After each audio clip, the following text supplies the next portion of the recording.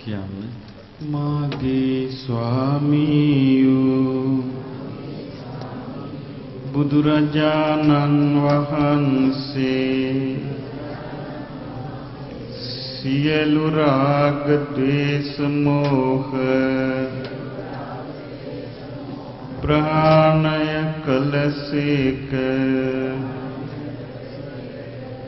විතරාගී වූසේක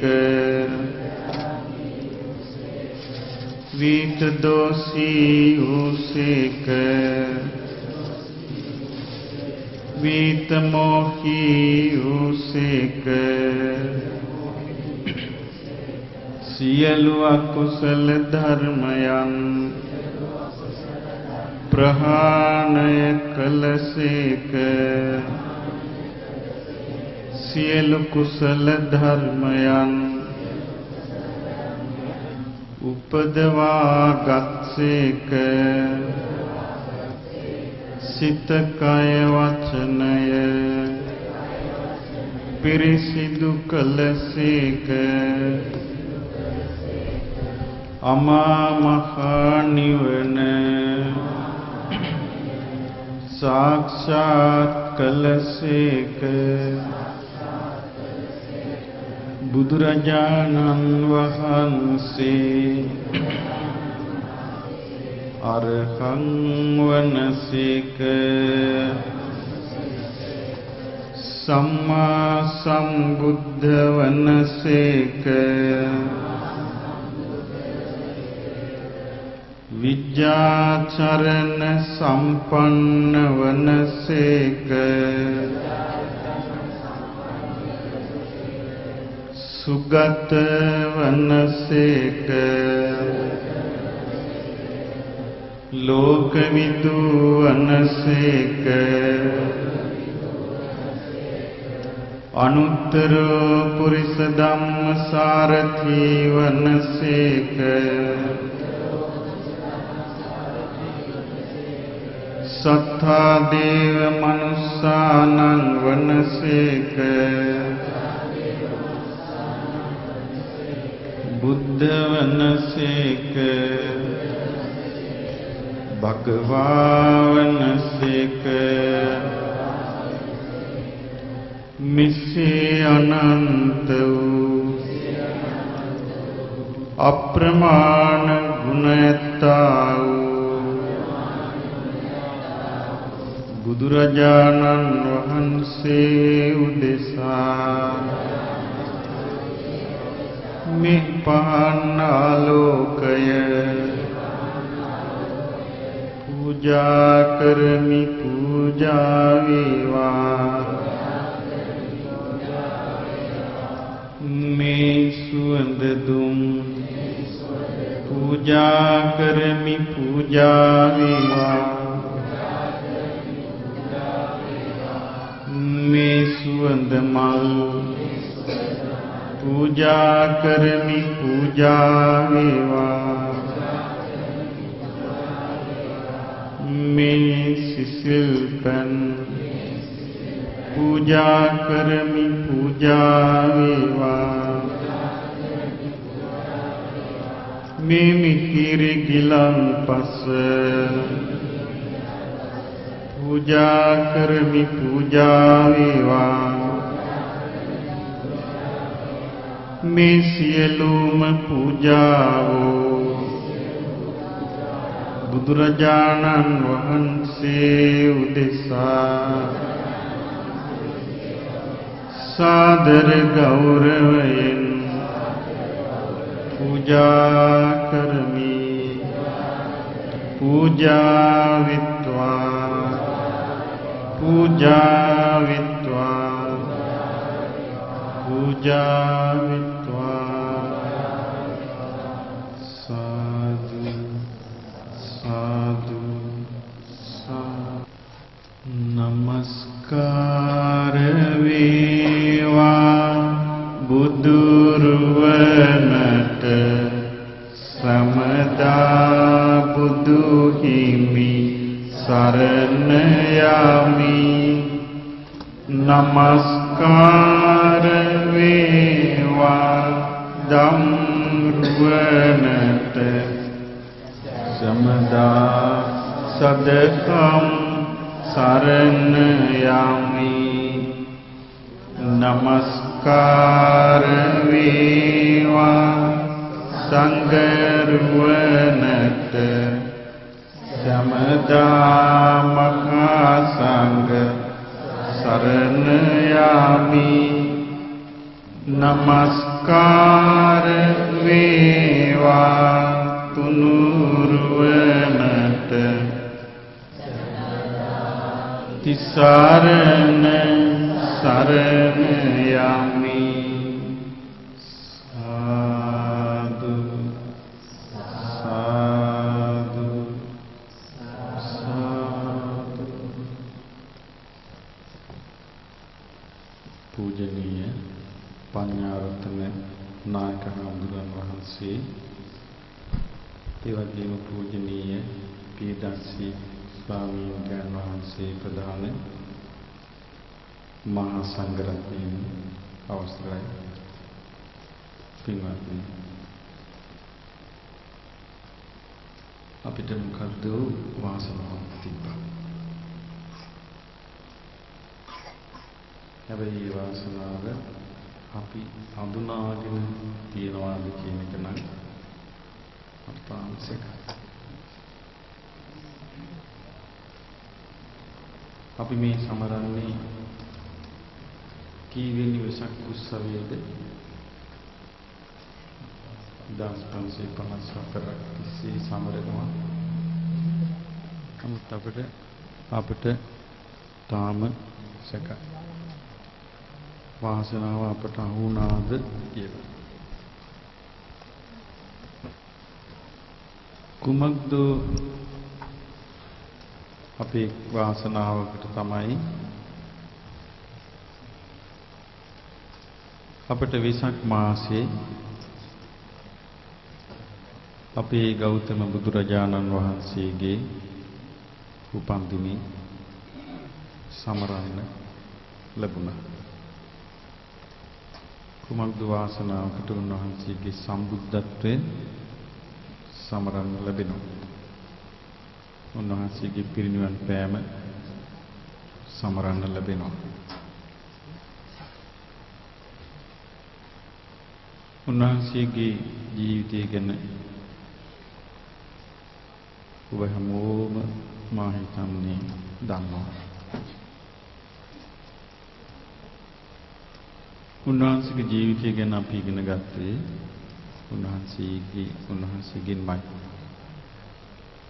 වරින් වර තමන් වහන්සේගේ ජීවිතය ගැන උන්වහන්සේ ශ්‍රාවකයන්ට කිව්වා. ඒව තමයි අපි ඒ ඔස්සේ තමයි උන්වහන්සේ ගැන දන්නේ.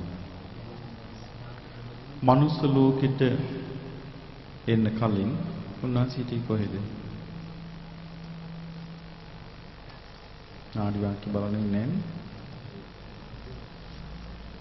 මනුස්ස ලෝකෙට වඩින්න කලින් උන්වහන්සේ හිටියේ කොහෙද? තුසිත දිව්‍ය ලෝකේ. හරි පුදුම දේවල් මේ ලෝකෙ සිද්ධ වෙනවා. දැන් මේ යුගයේ තියෙනවනේ. මේ යුගෙට මොකද්ද කියන්නේ? අලුත් විද්‍යාත්මක සේවීම් තියෙන යුගයක් කියලා නේ.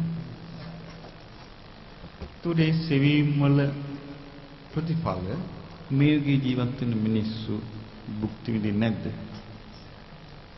භුක්ති විඳිනවා. එතකොට මේ යුගය තුල 아무තු මිනිස්සු උපදිනවා.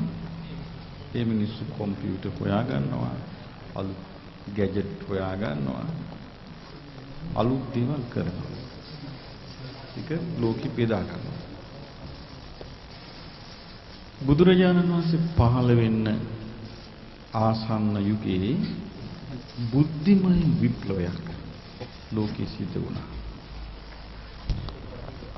මේ පැත්තෙන් මේ ග්‍රීසිය රෝමේ මේ පැත්තේ ඒ විප්ලවයේ තිබ්බා. පර්සියාවේ ඒ විප්ලවයේ තිබ්බා. ඉන්දියාවේ තිබුණා. මේ ත්‍රිකෝණي තමයි විප්ලවය සිද්ධ වුණේ. මේ පැත්තේ හිට බැරි වුණා විශේෂ දෙයක් කරන්න. පර්සියාවෙත් බැරි වුණා. අපි වාසනාවට මව් කුසින් උපන්න මහා පුරුෂ ලක්ෂණ 32ක් තියෙන පුංචි කුමාරයෙක්.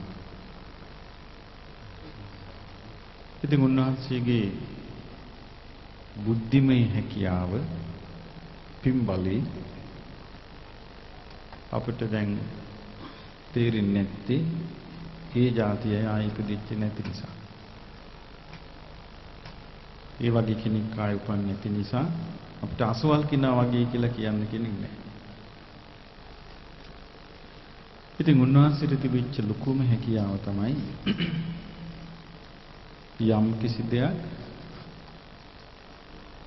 අතුලාන්තයෙන්ම විමසන්න පුළුවන් හැකියාව.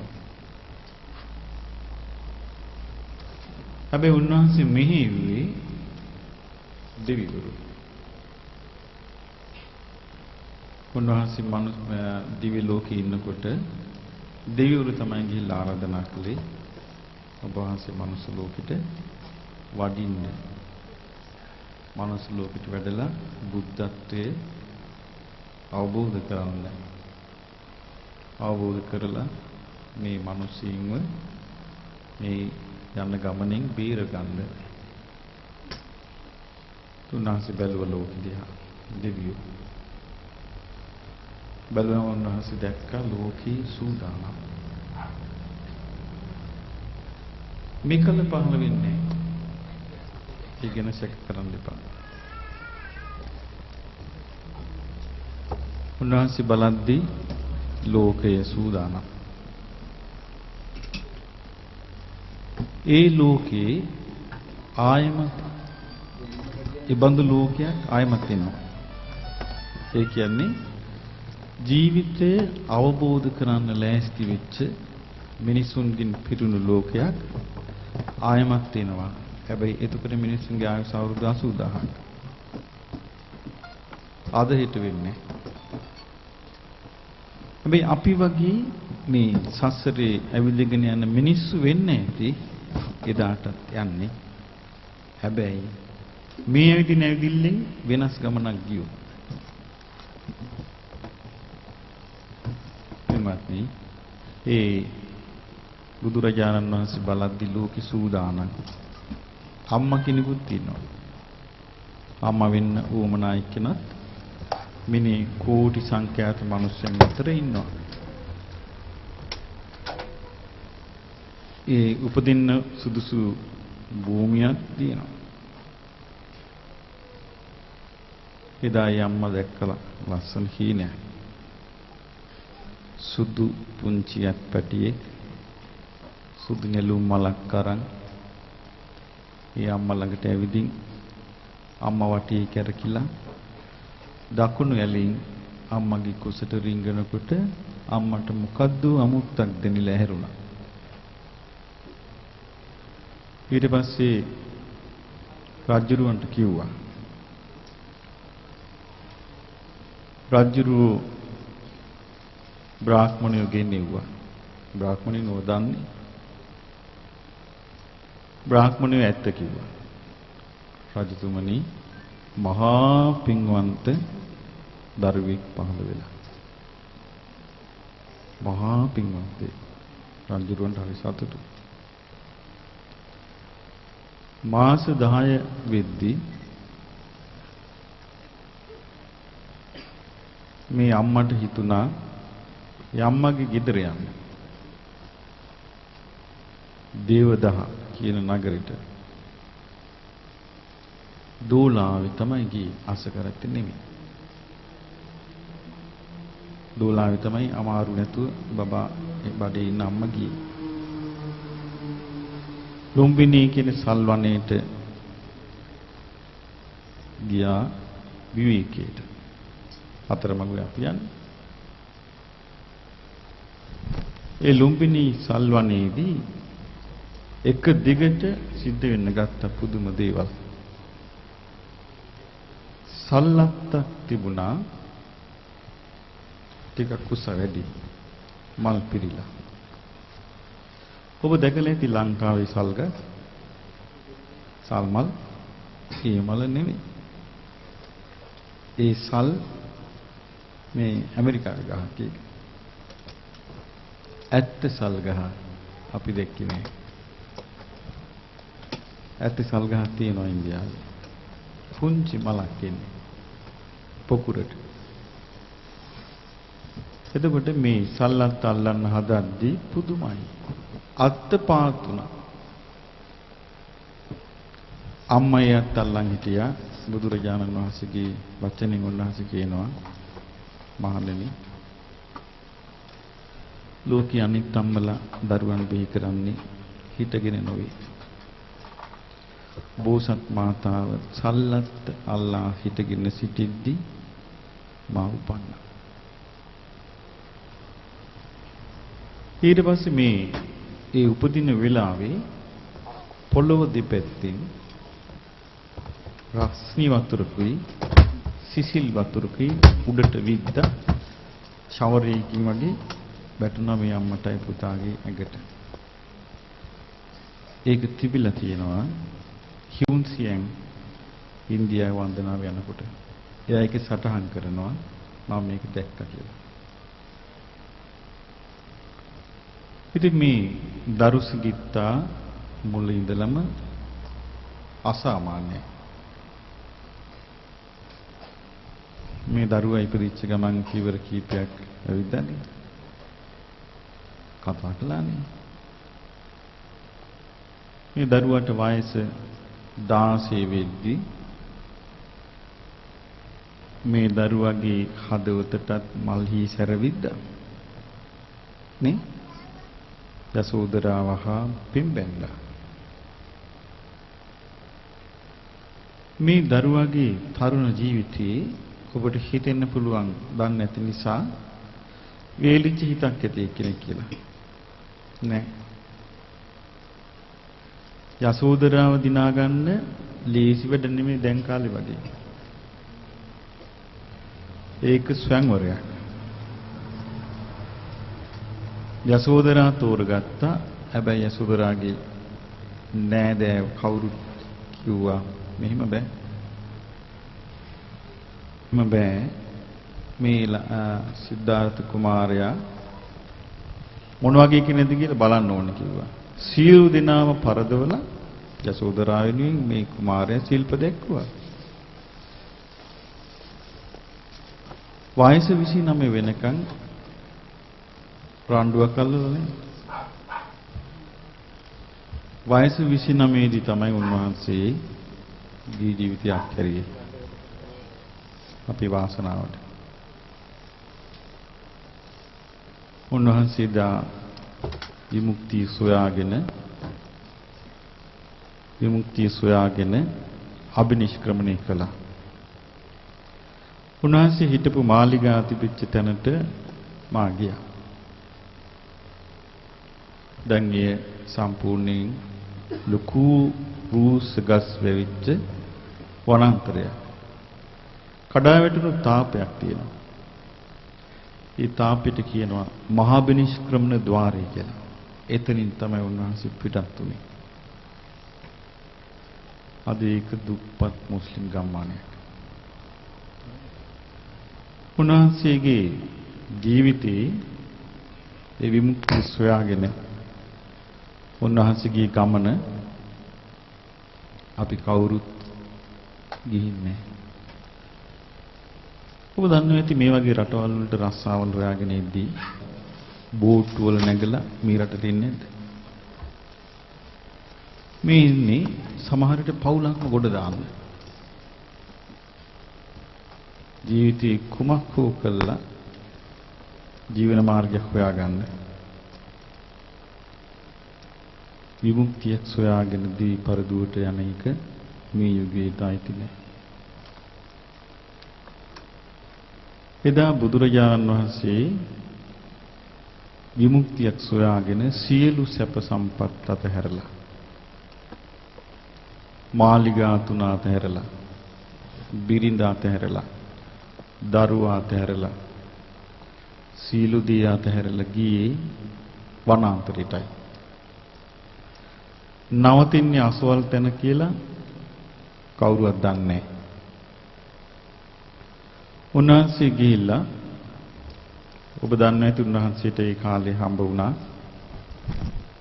ගුරුවරු දෙන්නේ.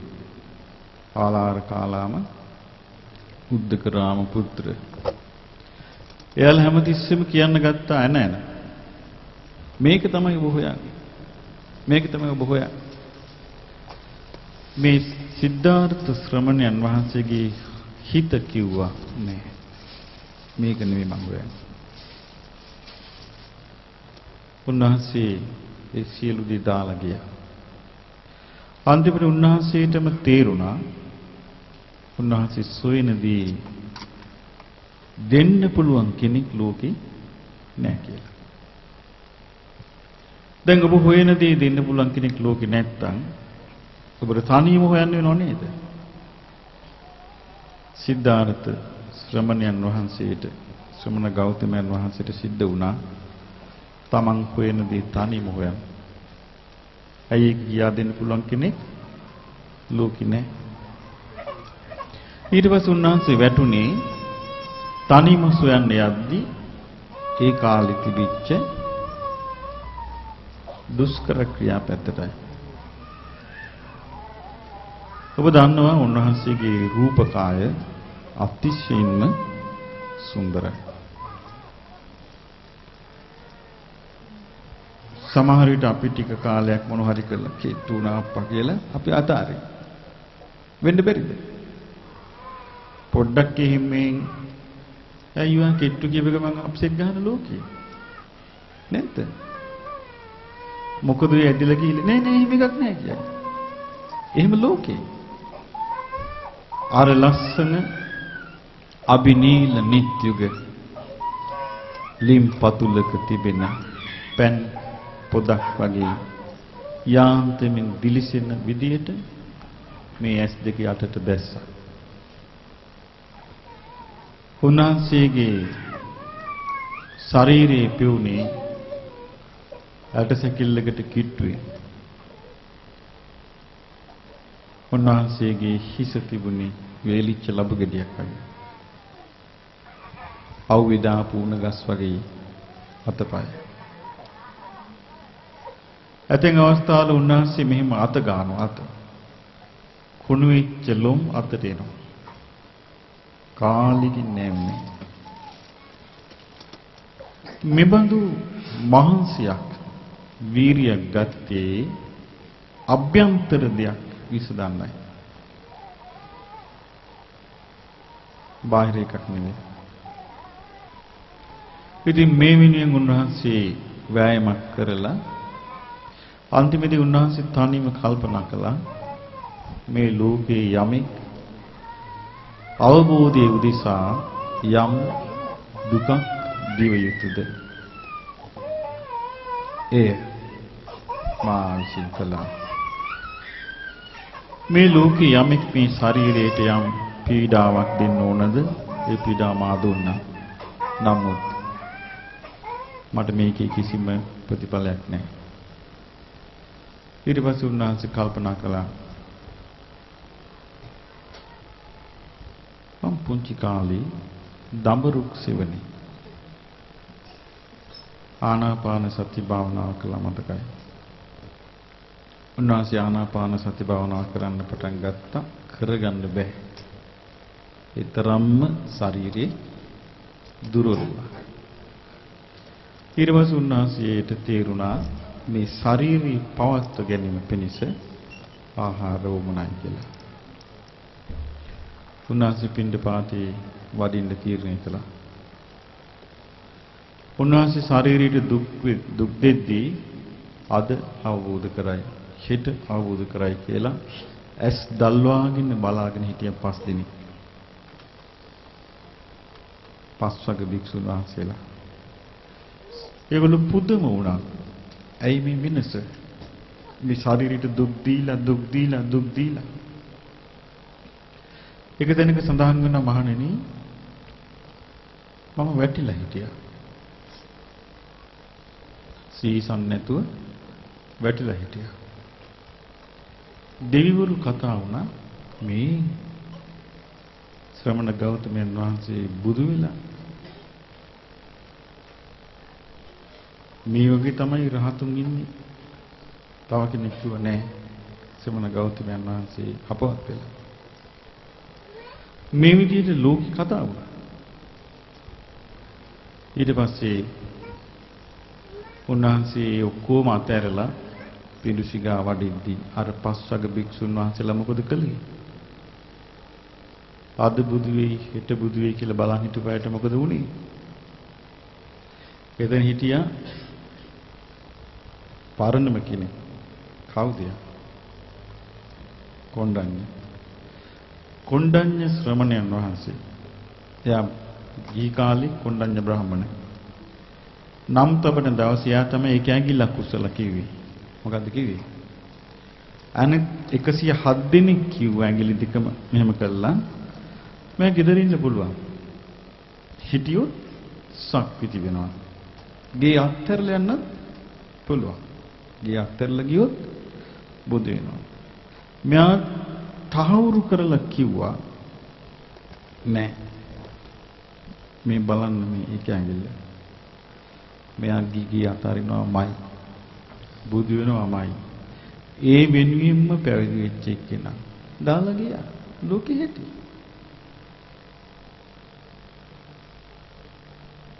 එතකොට තේරෙනව නේද මේ පෙරුම්දම් පුරාගෙන ආපු කෙනාගේ හිතත් කොහොම එකක්ද කියලා.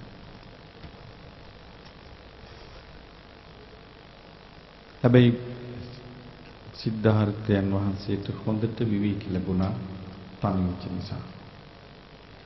වෙසක් දවසක් ආවා. එදා සුජාතාව කිරිපිඩු හදලා බුදුරජාණන් වහන්සේට පූජා කළා. මම ඉන්දියාවට ගියොත් හැමදාම කිරිපිඩු හදලා බුදුරජාණන් වහන්සේට පූජා කරනවා. ඒක ඔබේ ජීවිතේ එක් වතාවකත් ඔබ කරගන්න. කළා නේද? නැන්නේ කිරිබත් හදන්න හිතන්නේ මොනවද? කිරිබත හදන්නේ මෙහෙමයි. කුකරි ක්ලාස් එකක් නෙමෙයි. කිරිබත හදන්නේ පොල් කිරි කිට්ටු කරගන්න එපා. බාස්මති හල්ති ඒ අනුකට හොදලා කිරි දාලා ලාරස්ති ගින්දරෙන් මේ බත තැම්බෙන්න අරින්න. ලුණු දාන්න එපා. මම කියන්නේ බුද්ධ කාලේ හදපු කිරි බත. ඒකට දාන්න වේලිච්ච මිදි, කජු, ඉන්දියාවෙන් දානවා ඒකට තව කොට්ට පොල්. මේ ටික දාලා කලවම් කරන ගානට එනවා සුවඳක්. අන්නේ කිරිබත මම ඉගෙන ගත්තේ බුද්ධ ගයාවේ. බුද්ධ ගයාවේ ගමේ මිනිස්සු කියනවා ඒක හදලා මෙන්න මේක තමයි සුජාතා හදපු එක. ඒක දැනගත්ත දවසේ ඉඳලා මම යන සෑම අවස්ථාවක මගේ අතින් එක හදාගෙන ගිහිල්ලා පාත්‍රයක් සාම්පල් පූජා කරන්න එපා. සාම්පල්ක චුට්ටක් හැන්දක්. පාත්‍රයක් පුරුලා කිරිබතක් පූජා කරන්න ජීවිතය අඩු ගන්න එක වතාවක් තමන්ගේ ශාස්ත්‍රඥ වහන්සේ උදෙසා. එතකොට ඒ සුජාතාව දුන් කිරිපිඬු වළඳා බුදුරජාණන් වහන්සේ නිරංජරා ගංගා අසලට බෝසතාණන් වහන්සේ වැඩියා. වෙල්ල පාත්‍රය අරගෙන කල්පනා කළා මම ජීවිතය අවබෝධය ලැබනවා නම් මේ පාත්‍රය ගලාගෙන යන පැත්තට නැතුව මම ජීවිතය අවබෝධය ලැබනවා නම් මේ පාත්‍රය ගලාගෙන යන පැත්තට නැතුව අනිත් පැත්තට යන්න ඕනේ. පාත්‍රය තිබ්බ ගඟේ වතුර උඩ. පාත්‍රය යනවා මෙන්න උඩු පැත්තට. ඒ පාත්‍රේ ගිහිල්ලා ගිලුණා. පාත්‍රේ දැන් ගඟේනේ. ගඟේ පාත්‍රේ. හෙට වළඳන්න ලෑස්තිද? ඒකේ තේරුම මොකද්ද? ආයෙ වළඳන්න සූදානම් නැහැ. පාත්‍රෙත් අපැරියා. හෙටක් තිබ්බේ නැහැ ඒ ජීවිතේට. හෙටකට සූදානම් වුණේ නැහැ. ඒ වීර්යය ගැන අපිට යන්තම් තේරුම් ගන්න පුළුවන් ඒ පුංචි සිද්ධිය. හෙටක් නැහැ. පාත්‍රය අතහැරියා. උන්වහන්සේ වැඩියා ගඟෙන් ඉතර වෙලා හවස් යාමේ. උන්වහන්සේට ලැබුණා කුසතන 8 මිටක්. ඔබ දන්නවද ලංකාවේ තියෙනවා ඉලු කියලා තනකොළ జాතියක්. ඒවා වේලුණාම තියෙන්නේ අන්නේ වගේ කුසතන වේලුණා. මේවා හම්බුණාම උන්වහන්සේ වටපිට බැලුවා ගඟ ආයිනේ ආසන්නි තියෙනවා හොඳ සුවිසල් ගහක්. අද අපි වන්දනා කරන්නේ අනේ වෘක්ෂය. ගඟ පේන දිශාවට හැරිලා අර කුසතන අතුරලා දෙපට සිවුර. ඒ කියන්නේ දැන් මේ සිවුර තනි පොට සිවුර. මේ සිවුරම තව පොටක් එකතු කරාම දෙපට සිවුර. ඒක තමයි ඒක. එතකොට බෙඩ් ෂීට් එකක් වගේ. ඒක තමයි මැසි මදුරුවන්ගෙන් වළකින්න, සීතල වළක්ක ගන්න, උණුසුම වළක්ක ගන්න පාවිච්චි කරනවා. මේ සිවුර හතරට නවලා අර කුසතන උඩින් එළුවා.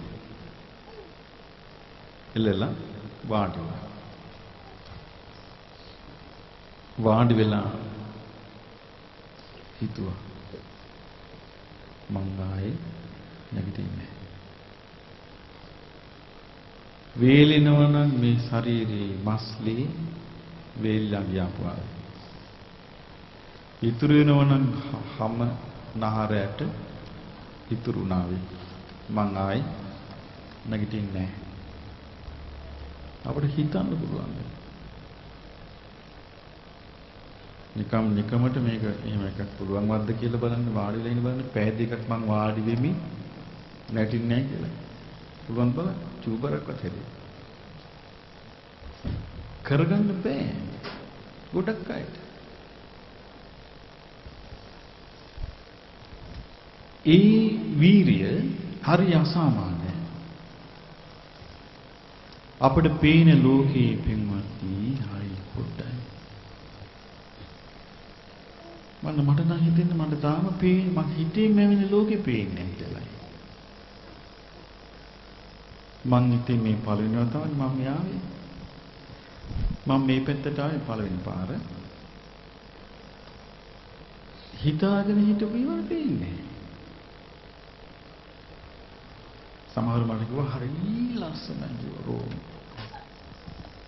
මං ඉතින් කියලා බැලුවා. එහෙම එකක් නැහැ.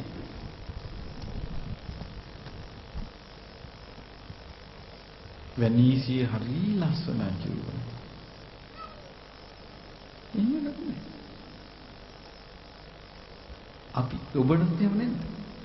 ඔබ හිතාගෙන හිටපු දේ නෑ නේ. හිතාගෙන හිටපු දේ නෑ.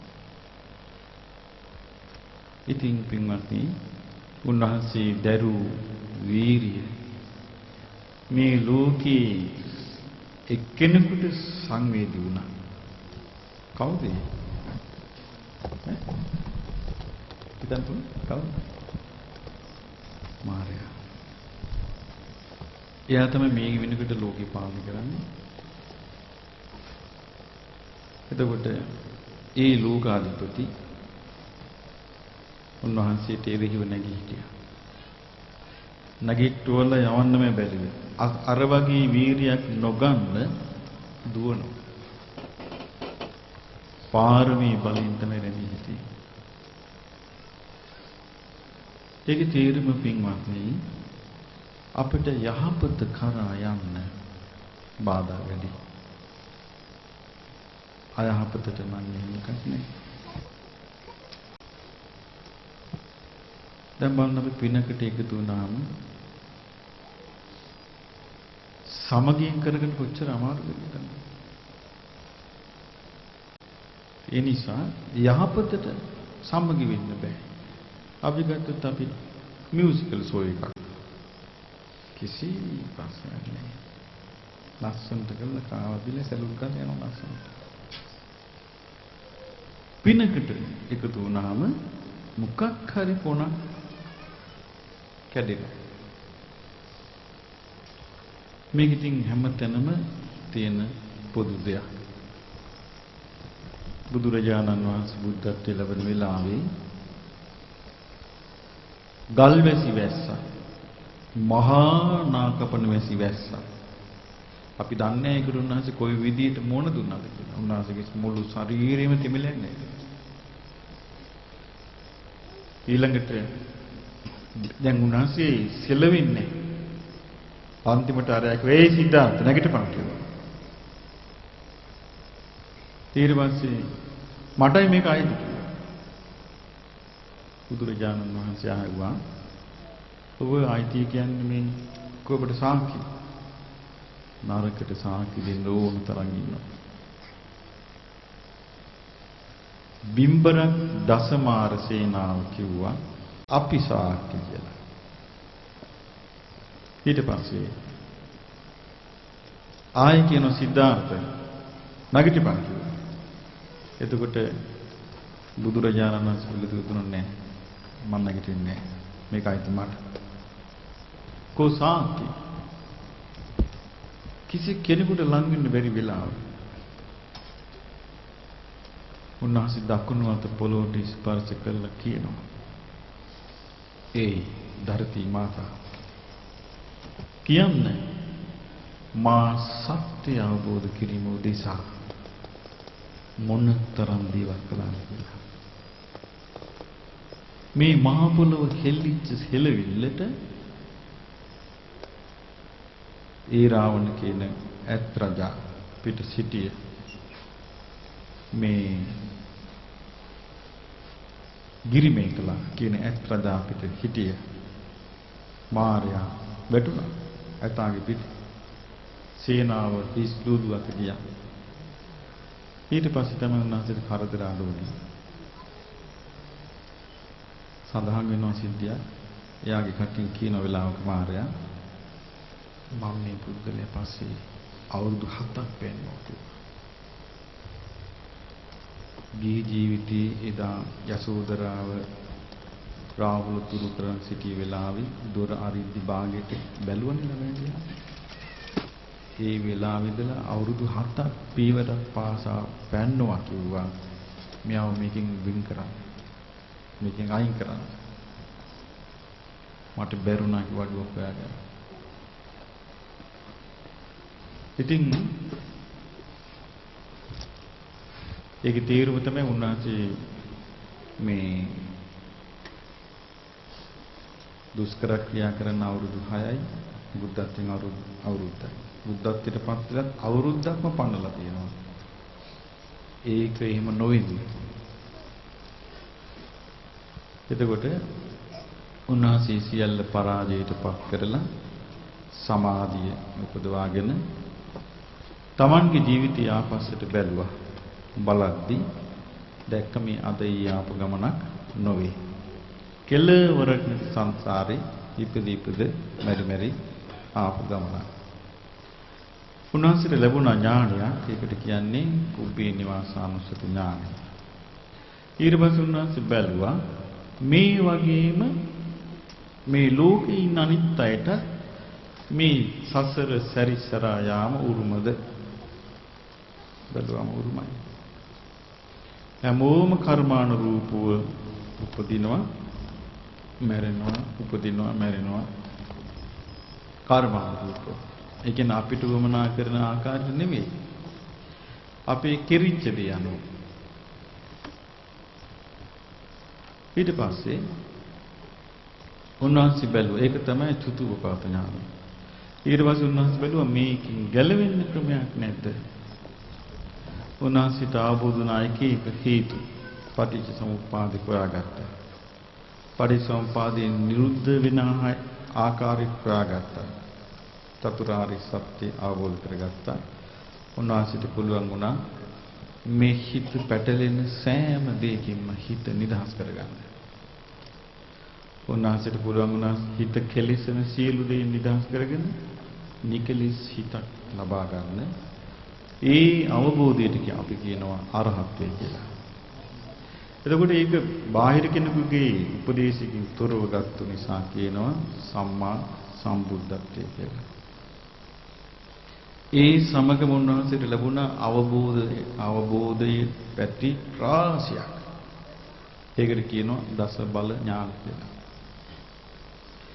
ඔබ බුදුරජාන් වහන්සේගේ ශ්‍රාවකයෝ හැටියට චුට්ටක්ම ඉගෙන ගත්තට ලාභයක් මිසක් පාඩුවක් නෑ. ඉතින් බුදුරජාණන් වහන්සේගේ මේ අවබෝධය හැම වෙලාවෙම පාවිච්චි වෙන එකක්. එක්තරා අවස්ථාවක රජගහනුවේ සැවැත් නුවර එක සිටුවරයෙකුගේ මරණයක් වුණා. මරණය වෙච්ච ගමන් ආණ්ඩුවට දැනුම් දුන්නා. කුසල රජුවන්ට ආන්නාසවල් සිටුවරයා මැරිලා. එයා බැඳලා හිටියාට ළමයි නැහැ. එයාගේ නෝනා මලා දැන් මේකට අයිතිකාරයෝ නැහැ කියලා. ඒක කුසල රජු ගියා. ගිහිල්ලා ඒකේ ඉන්වෙන්ටරි එක හැදුවා. රජු ඔක්කොම බලලා එන්න ගමන් ආවා බුදුරජාණන් වහන්සේ ළඟට. ඇවිල්ලා කිව්වා භාග්‍යවතුන් වහන්සේ මම අද පිටත් වෙලා ගියා සිටුවරෙක් මැරිලා. මම ගියාම මේ දැනගත්තේ භාග්‍යවතුන් වහන්සේ කෝටි 80ක රත්තරන් තිබුණ මේ මිනිස්සයා. අනිත්‍යව මම ගණන් කරන්න කිව්වා ඉවරයක් නැහැ කිව්වා. පුදුමේක නෙමෙයි භාග්‍යවතුන් වහන්සේ මේ බුද්ධලේ කාලනේ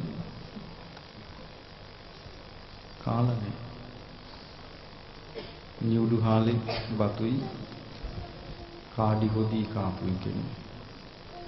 භාග්‍යවතුන් වහන්සේ මේ පුද්ගලයා ඇඳලත් නැන්නේ. ගෝණි ඇඳලා තියෙනවා. සිටුවරෙන් නිසා භාග්‍යවතුන් වහන්සේ මම බැලු පොඩ්ඩක් කරත්තේදී ආස කරත්තේදී ආසියුත් නකුටු කියලා.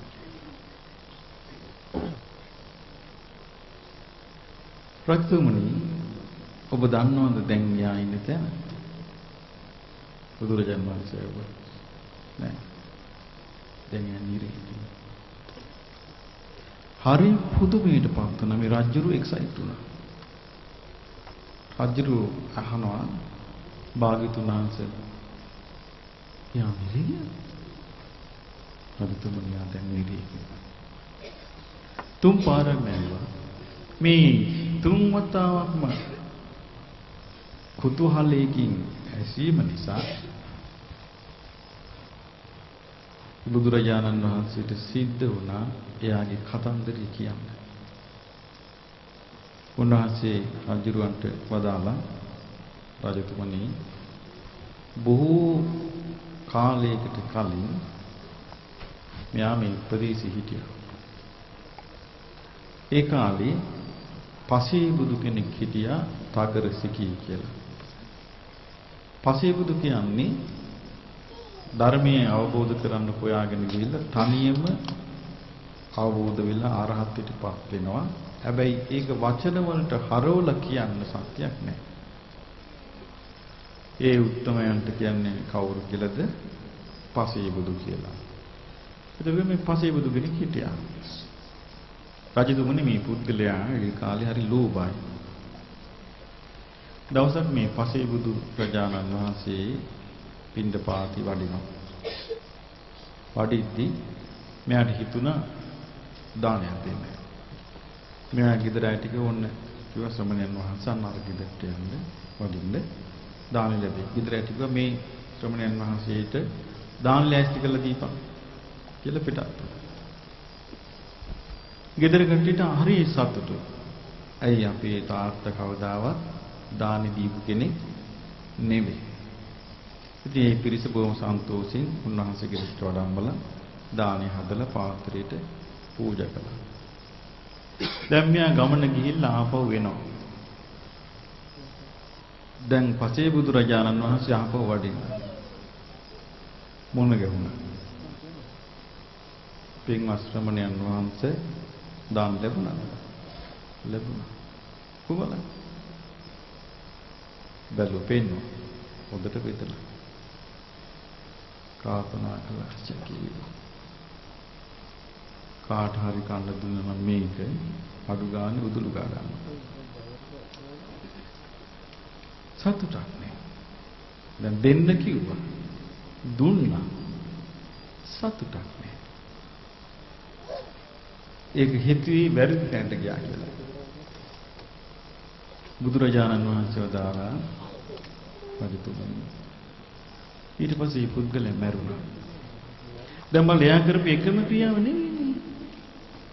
එයා ඊට පස්සේ යන්නේ නැති, පාටි වලට යන්නේ නැති, ඒක උසාවලට යන්නේ නැති, තව කටයුතු කරන්නේ නැති, මගුල් කරගන්නේ නැති, කොච්චර දේවල්ද? නමුත් මේ සිදුවීම් වලට වඩා අර සිදුවීම බලවත් උනේ. එයා ඒ ප්‍රතික්‍රියා දැක්ුවේ ලෝකෙන් ඈතර වෙච්ච කෙනෙකුටයි. එයා මේ දේවල් කළේ සාමාන්‍ය කෙනෙකුට නොවේ. ලෝකේ සාමාන්‍ය මිනිසියෙකුට නෙවෙයි, සාමාන්‍ය දෙවියෙක් නෙවෙයි, ලෝකෙ කිසි කෙනෙකුට ආйти නැති සියලු ලෝක ඉක්මවාගේ චරිතයකට තමයි අර වෙනස්කමක් කළේ. රජතුමනි මේ පුද්ගලයා මැරුණා. මැරිලා සිටුවරෙක් වුණා. ඒ කියන්නේ සිටු පවුලක උපන්නා. හොඳ සල්ලි තියෙන පවුලක කුමාරිකාවකගේ කුසේ උපන්නා. කවුද ඒක තල්ලු කරන් ගියේ විඥානයේ කුසට? තමා යම් දවසක අර පසේ බුදුරජාණන් වහන්සේ පෙන්ලා කිව්වද දාන ටිකක් දෙන්න කියලා. ඒ ක්‍රියාව. රජතුමනි මෙයා උපන්න හැබැයි කෑවේ ඇන්දේ නෑ. සම්පත් පරිහරණය කළේ නෑ. අදටත් ඉන්නවා මේ මාය. ඔබට පේන්න පුළුවන් මේ ලොකු විවාහ තියෙනකොට හොඳට කනවා ඇති කියලා. එහෙම කන්නේ තියන්න කොච්චර ඉන්නවද? රජතුමනි මෙයාම ඒ ජීවිතේ පින් කරගත්තේ නෑ මල. ආයම සිටුවරෙක් උඩා. හැබැයි ආයිත් දුකයි. රජතුමනි අතර වාරේ සිටුවරෙක් වෙලා සිටින්දී මේ ඉඩකඩම් පළහිලවකට එයාගේ බෑන කෙනෙක් යා මැරෙව්වා. ඊළඟ පාරේ නිරේ ගියා. නිරේ විඳෝලා නිරෙන් චුත වෙද්දී ආයමන්තර පසේ බුදුරජුන්ට දානේ දෙන්න කියලා කීපුගේ පින ඉස්මතු වෙලා ආයෙ සිටුවරෙක් වුණා. රජතුමනි මෙයා හත් වතාවක් සිටුවරෙක් වුණා අර පුංචි දෙයට. හැබැයි වඩේ ඇඳුනේ සැපනේ. දැන් බලන්න හිතලා මේ පුද්ගලයා බුදුරජාණන් වහන්සේ දකින්න කෙනෙක් සේනගත් ජේතවනාරාමයට යනවා පේන්නේ කෙනෙක් අනේ පිළිසිටුවරයා වගේ මහා පිංගන්තියයි දාන දෙනවා අහන්නත් ඇතිනේ තමන්ට හිතෙච්ච නැති හැටි. රජතුමනි මෙයා මැරුණා මෑණි පින් ඉවරයි කිව්වා. අර බෑන මරක ප්‍රශ්නේ ඉතුරු වෙච්ච තව තිබුණා අකුසල් දැන් යන් නිරී කිව්වා. මේක තමයි බුදුරජාණන් වහන්සේගේ අවබෝධයේ එක්තරා කොටසක්. උන්වහන්සේගේ අවබෝධය අපි පින්වත්නි අපි ප්‍රයෝජනෙට ගන්න ඕනේ.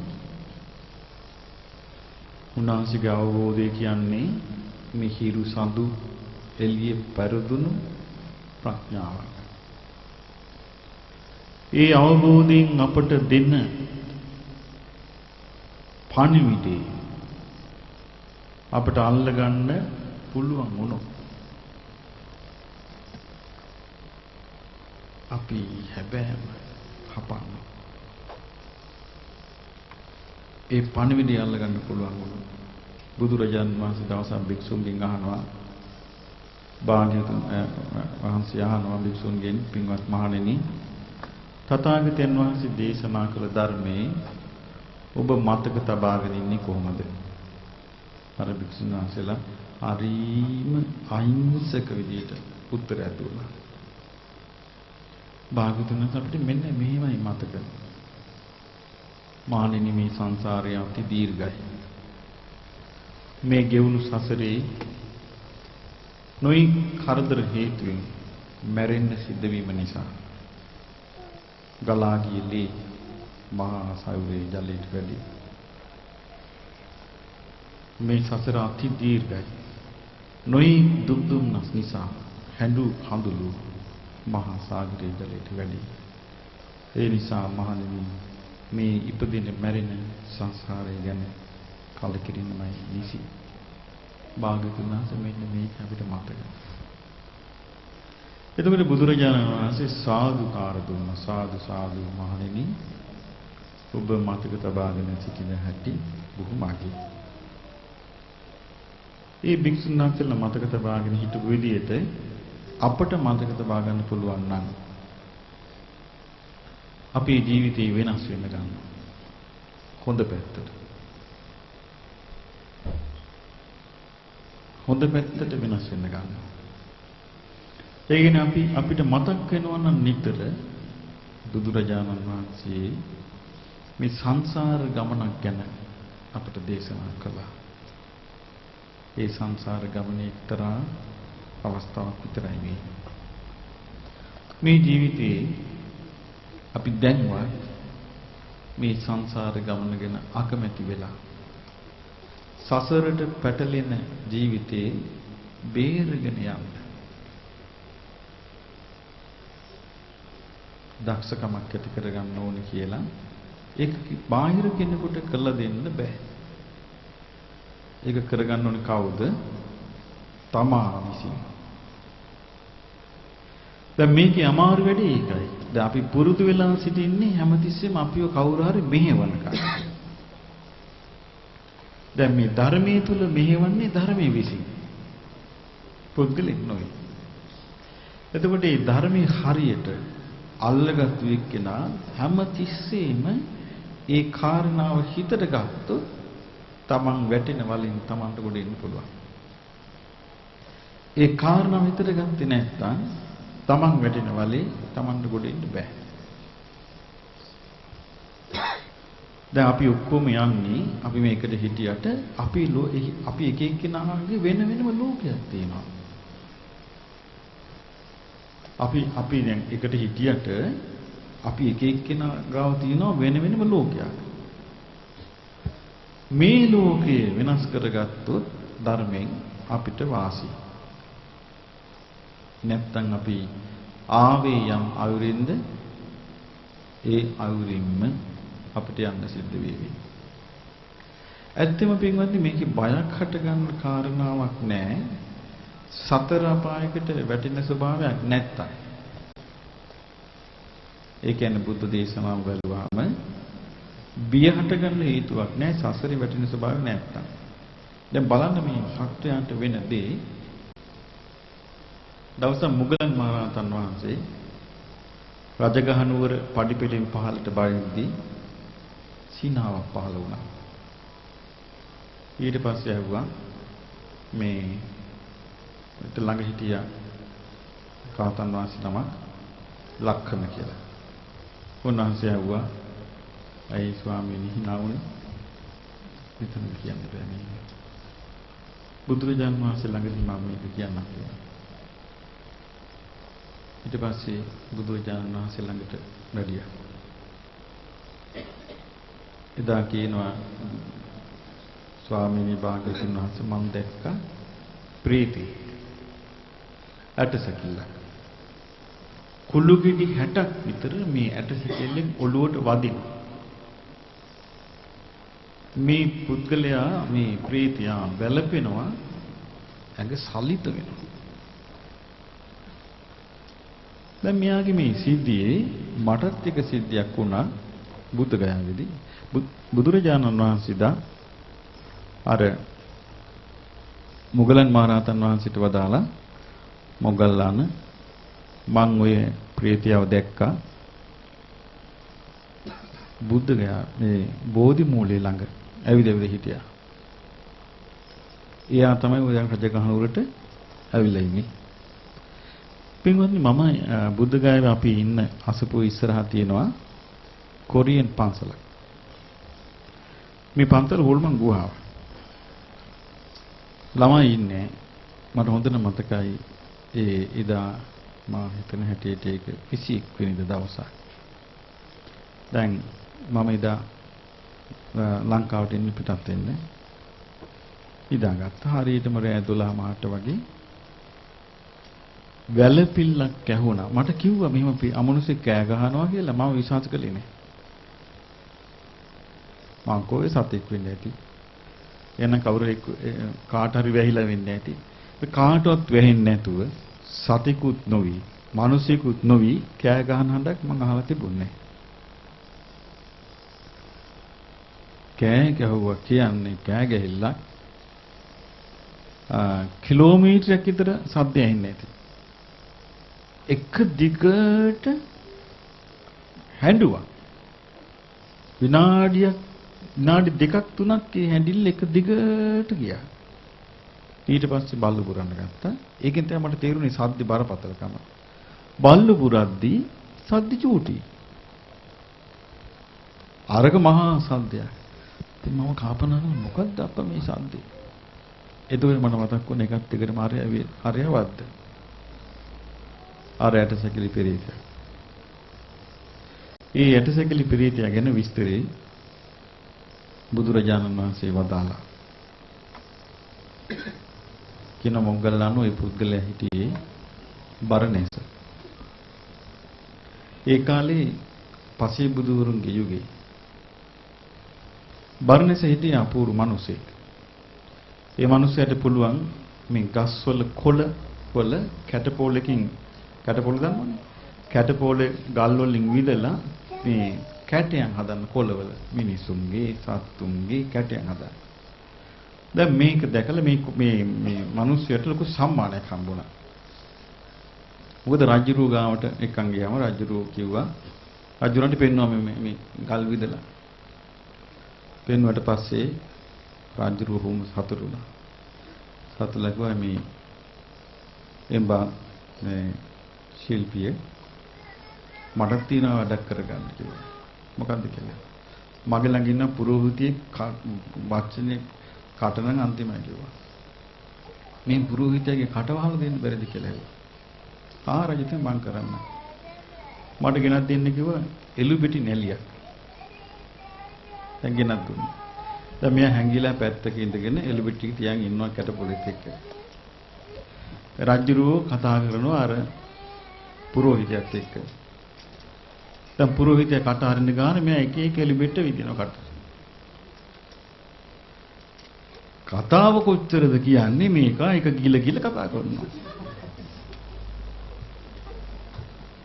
අන්තිමට කිව්වා අපේ ආතෙන් කිව්වා රජතුමනි ඉවරයි එළුපිටි.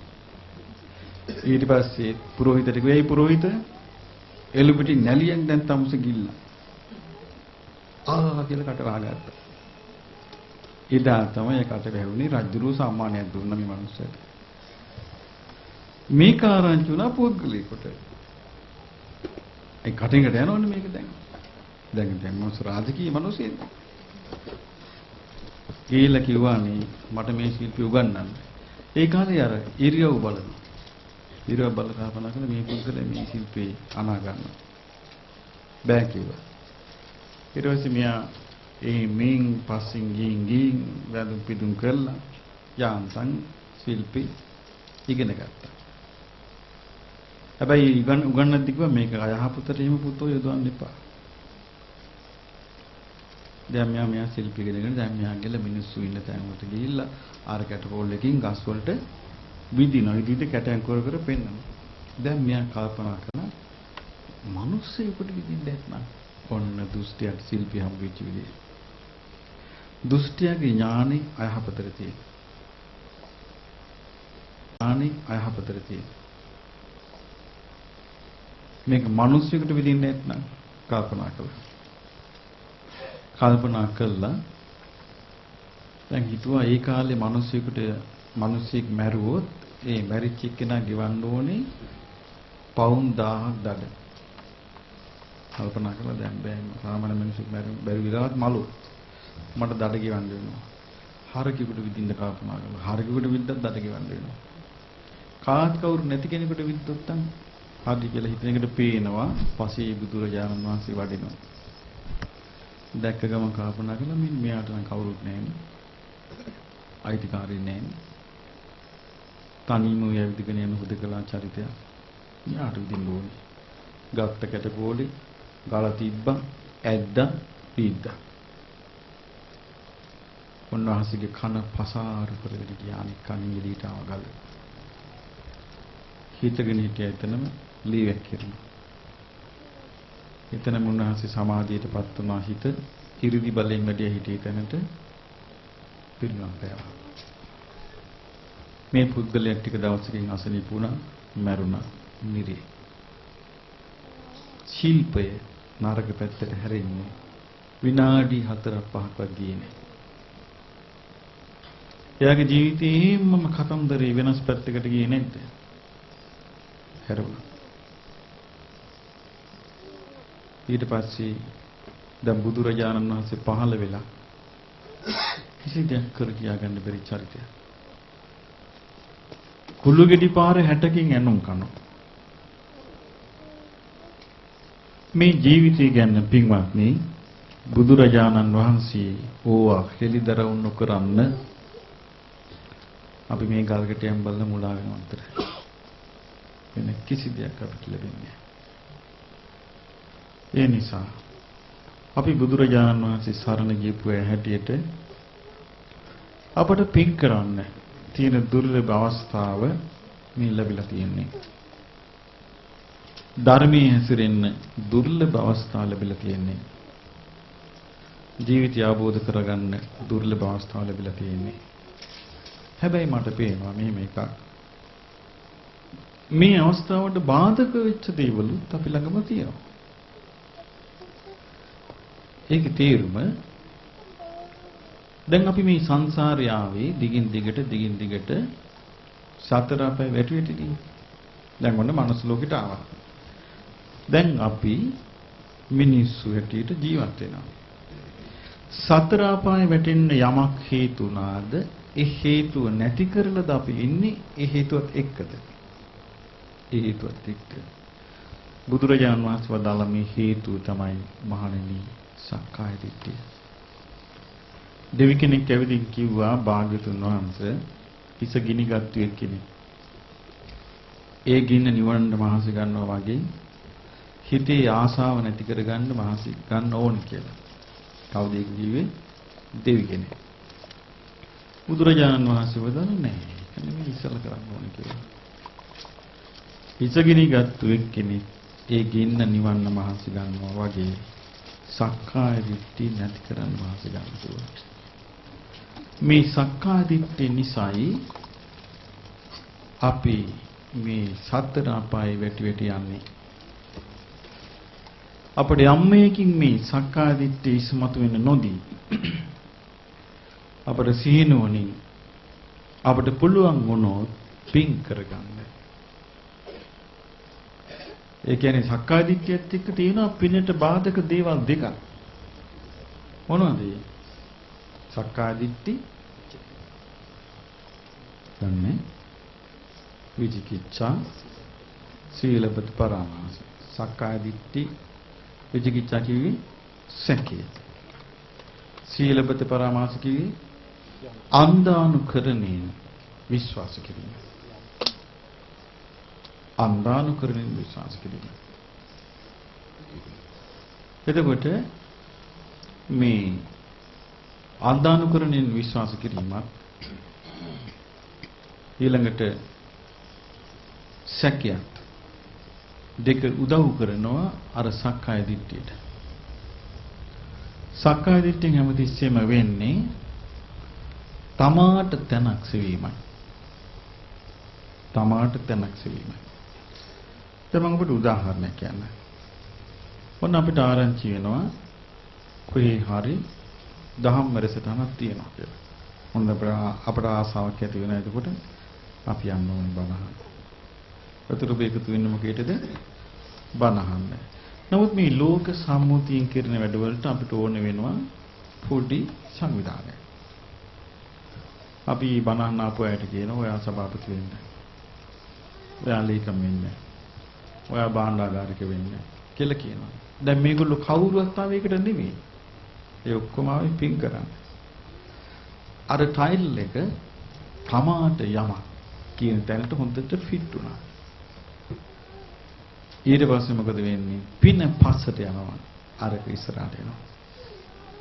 ඊට පස්සේ පින් කරන්න යාවේ කියන එක මතක නැති වෙලා එතනදී ප්‍රධාන වෙන්නයි එයා ආශා කරන්නේ. ඒක ගියයටත් වෙනවා පැවිදියටත් වෙනවා.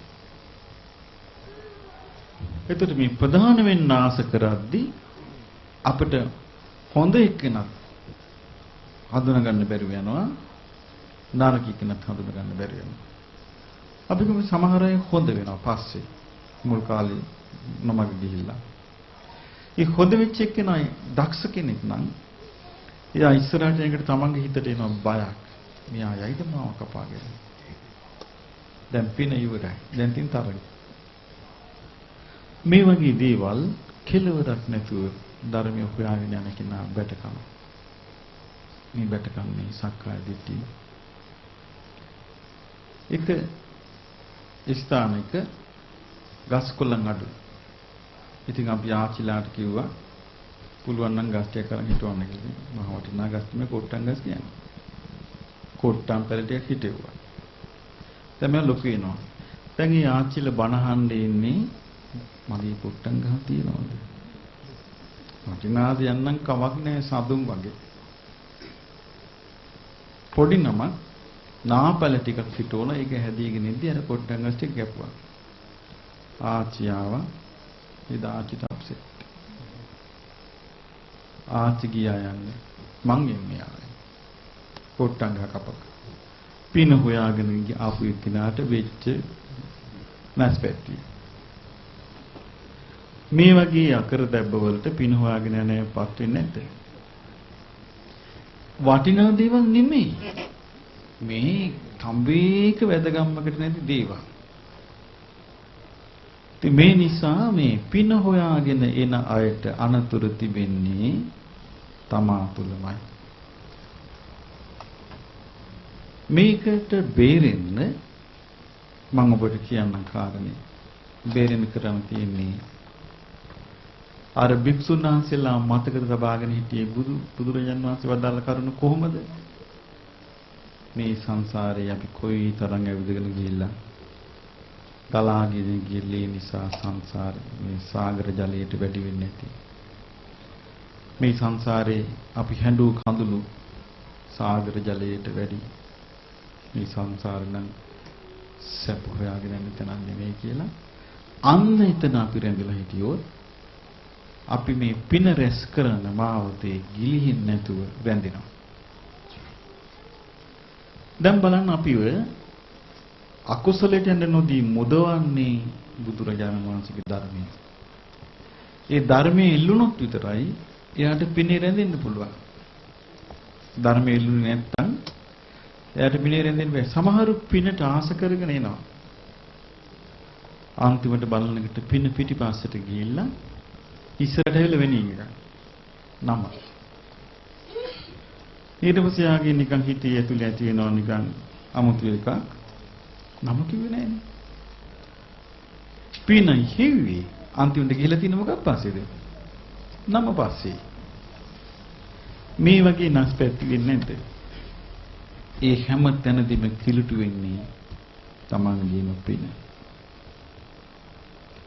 මේ නිසා පින්වත්නි මේ පින හොයාගෙන යන කෙනාට තියෙන අභියෝගය තමයි ඒ පින උත්පාදනය කරගන්න, උපදවා ගන්න Taman කොතරම් දක්ෂද කියන එක.